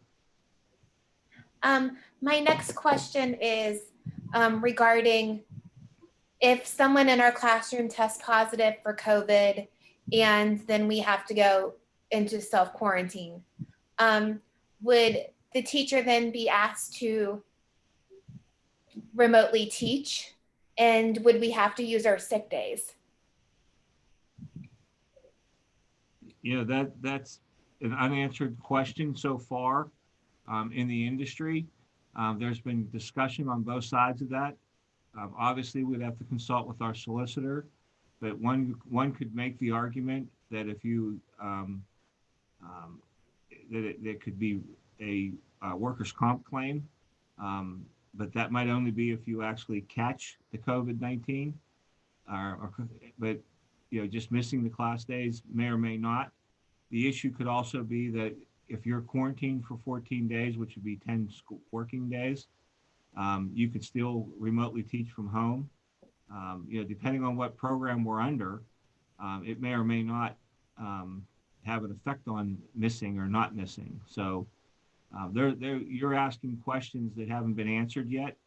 You know, so I don't have an answer for you, Mrs. Bowser. I apologize. Oh, no, that's okay. I know I was kind of But those are items that we've discussed. And, you know, what do we do if that happens? Obviously, if we planned properly, and there's a bank of lesson plans that are already loaded into the Teams network, you know, a substitute would come in and be able to utilize those and teach that classroom, for example, you know, or whatever the case may be. So you raise a question that we have already raised and we don't have an answer for yet. That I just, there are so many nuances like this that, you know, the what ifs, we could what if this to death and we'd never have all the answers. I know I have, this might also be, this is my last question, I promise. Another what if, but I know in the elementary buildings and in a couple of the other buildings, especially I know at HD Berkey, we have a lack of substitutes sometimes and we have to split classes. How is that going to look when we are limiting one teacher per classroom? What happens if the teacher is sick that day and is not able to attend school? Does someone else come in and teach their class, or how does that work with this new world we're living in right now? Since are we even able to split classes? Yeah, that's another issue that we've already discussed and we don't have a solid answer for, because the only reason we split classes anyway is because we can't find substitutes. Exactly. So the assumption is you're making the assumption that we don't have enough substitutes, and that's probably not unreasonable, because we oftentimes don't have enough. And that it creates a huge problem, particularly with the distancing issue. So, you know, I don't have an answer for you today, but we've already discussed it and we've discussed it numerous times, is what do we do when it comes to social distancing and we don't have enough substitutes on a given day? It's an obstacle, and it's one that we don't have an answer for. That's all I can tell you, Mrs. Bowser. But hopefully by August 25th or 28th or 30th or whatever, we'll have a better answer for it, because it's more than likely, it's probable that we're going to have that circumstance occur and we're going to have to do something about it. And we have to be prepared for it. Well, thank you. I know I pose a lot of what ifs, but I appreciate you trying to work. I appreciate your insight, though. Thank you. Okay, the next one is Costello. Hi, guys. I'm an employee and I am a parent as well. So my question is basically, why wasn't it the first thing, maybe having at least one day closed? And why is it just automatically all 5 days open? It would give a day to have cleaning and make sure, like maybe even in the middle of the week, that's a good time to kind of clean and give the classrooms a chance to not have people in it, and at least one day of being home. It's a good question. And again, we looked at a variety of different scheduling options. That was one of them. And there are at least one or two other districts that I'm aware of that are using a 4-day schedule with 1 day for deep cleaning and, you know, other preparation issues. Everyone's adopting, you know, different plans. Yeah, I just knowing that how many of these kids, like my own child would probably like chew on his pencil in a day. There's so many germs, and then maybe one day during the week having a deep clean would be a good thing, because you know these kids are germy and they like to touch things, and that's normal. I'm not ducking your question. You're suggesting a 4-day week with a cleaning day. Yeah. You know, 10 other mothers may tell you that 5 days with no cleaning is enough. You know, everybody has an opinion, and you know, we considered that as one of our options, and it's not the one that we suggested. That's all I can tell you. Not because ours is better than yours or yours is better than ours. It's yours is just different, and it's another thought process. And your thoughts are very well taken. And I'm not telling you that you're wrong, and I'm not telling you that I'm right. But depending on where we get and how we get there, you know, there's always going to be, you know, why didn't you? So I got that. But I agree with you. There are so many different ways to skin this cat that I just don't have I can't give you a solid answer that says, I can't give you a black and white answer, plain and simple, that says, the reason we picked this plan is because of this. The reason we didn't pick yours is because of that. It just wasn't the plan that we ran with, but we did discuss it. Thanks for answering my question. That's it. Okay, Carrie Cheatham, Carrie Lynn. Thank you. I just wanted to, first I wanted to ask for, I think I understand it clearly, remote learning is our New Ken-Arnold teachers, correct? It Yes. is, and then there's the cyber school. Yes. Okay, and so hypothetically, if parents wanted to enroll their children or they wanted their children to go for remote learning, they could do that separately for the entire school year. Yes? I'm going to say yes. Okay. We didn't anticipate remote learning for an entire year. Okay. We're hopeful that by the next semester that there's a vaccine or something, and things will change. But it's very likely that option will remain forever, or at least for this year. Okay. And then the other thing is just a thought, a statement that I would just ask you all to consider the liability that lies with each possible reopening plan, the board members as well. The proposed plan, it has an option for a hybrid. If you look in, I want to say it's like on the third page or so, third or fourth page, and we chose the full reopening. But there is a specific option for a hybrid that would allow, almost the best of both worlds.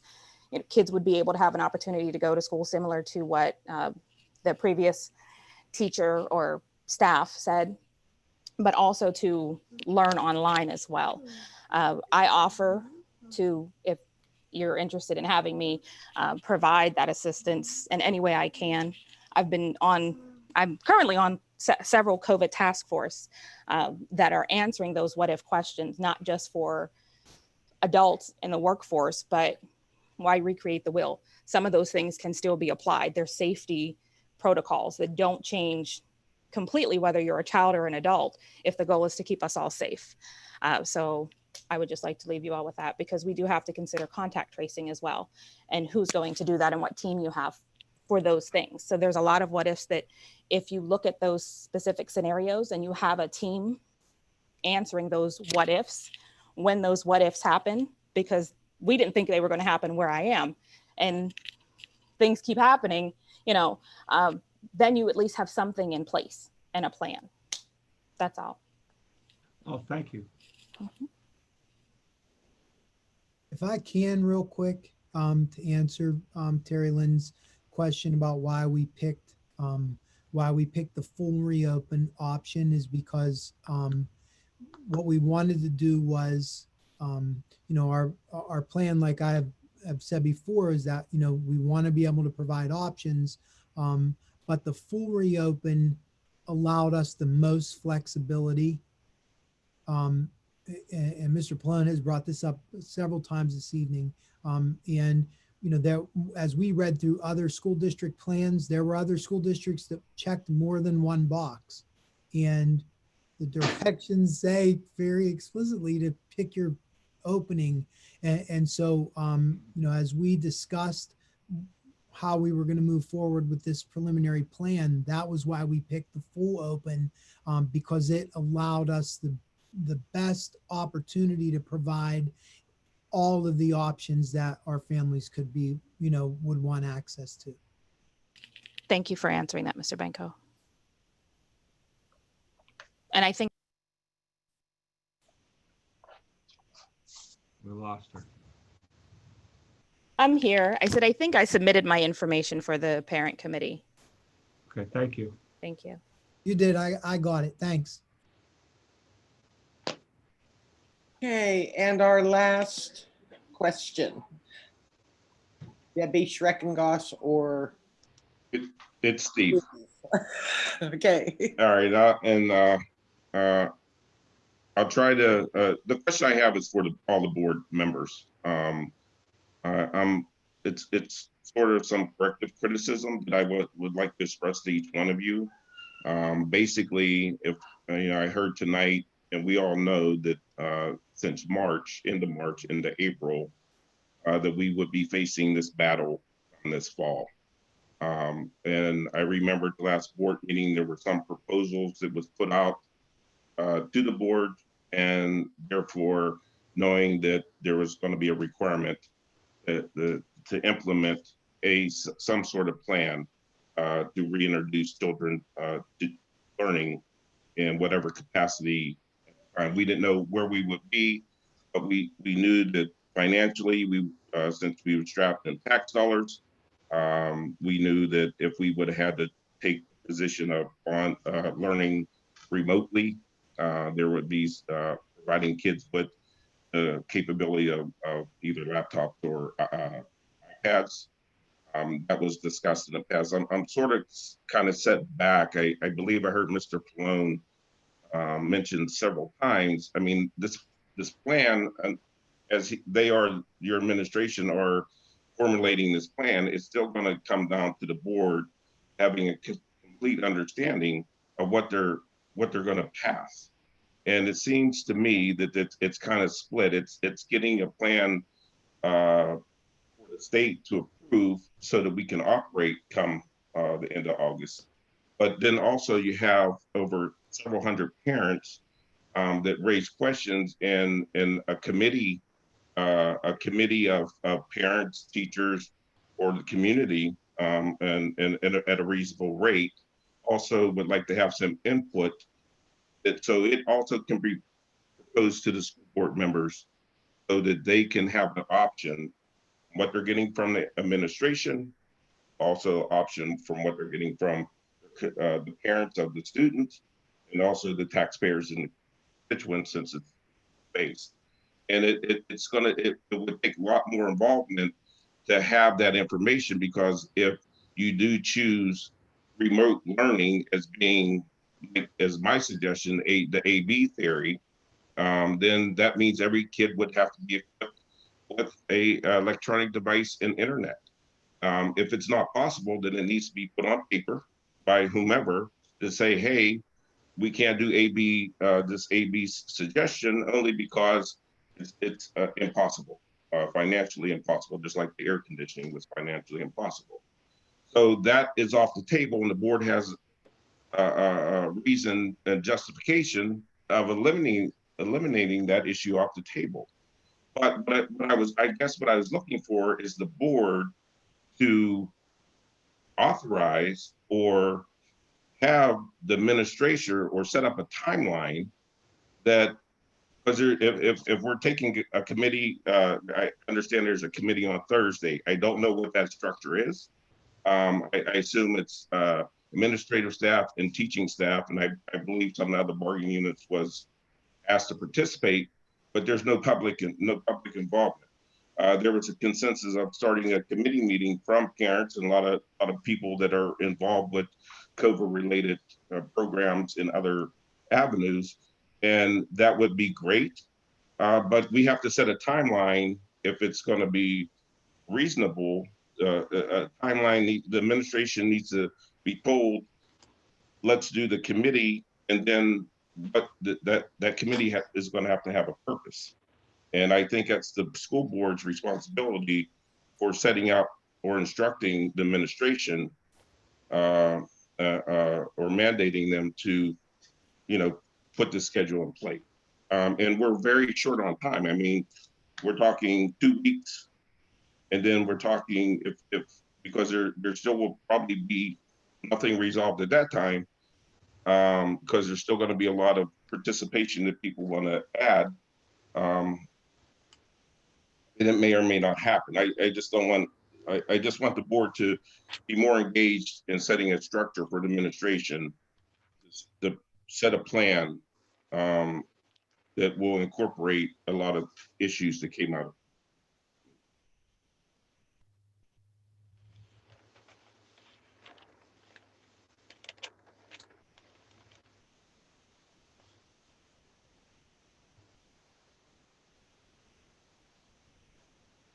I think that's a fair challenge, just as a regular statement. And I think that's what we were trying to get to a little bit earlier about what are the deadlines on when these things have to be done? How much time do we have so we can make an educated decision on these things as they come up? I think it's a point well taken.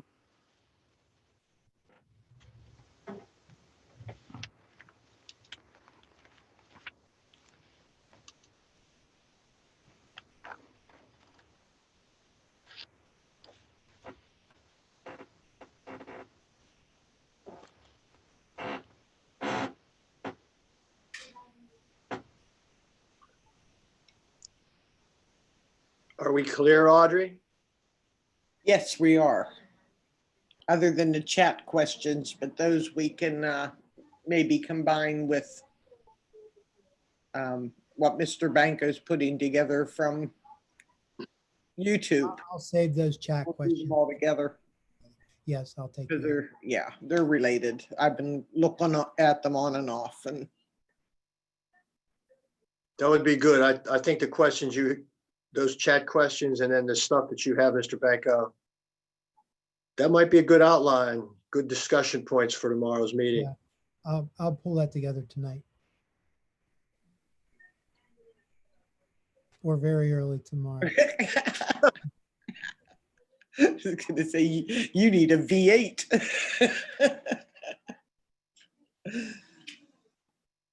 All right, I think that's.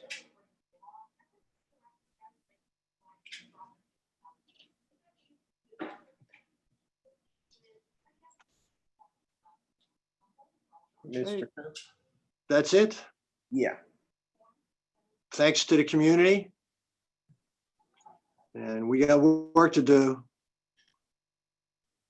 And thanks to the people that are on the board and the administration.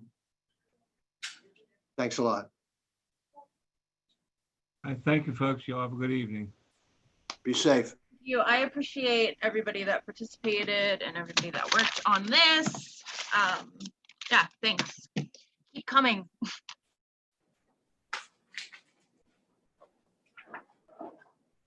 Okay, good night.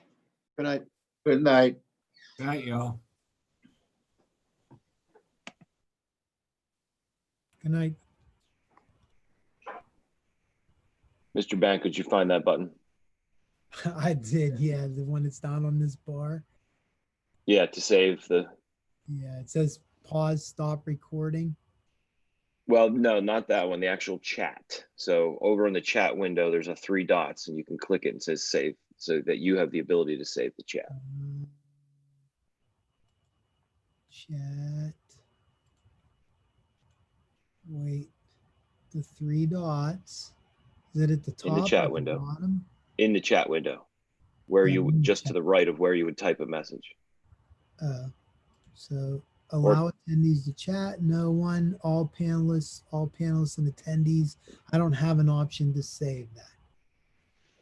Oh, you throw me back host and I'll try to find it and you can deal with the YouTube part.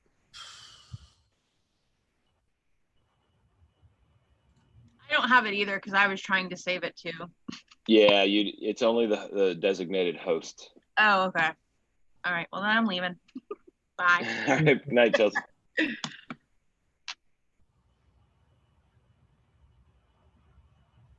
I'm a host. Can I do it? Yeah, it should be. It's the main host. There's only one of those. Oh, okay. So there's no. Well, I have the 3 dots. Does it say save for you? Nope. No one, all panelists and attendees. Nope, I don't got it either. Well, there are. I mean, we recorded it, so we have them all by playing it back. I'll just look for a little bit here. All right.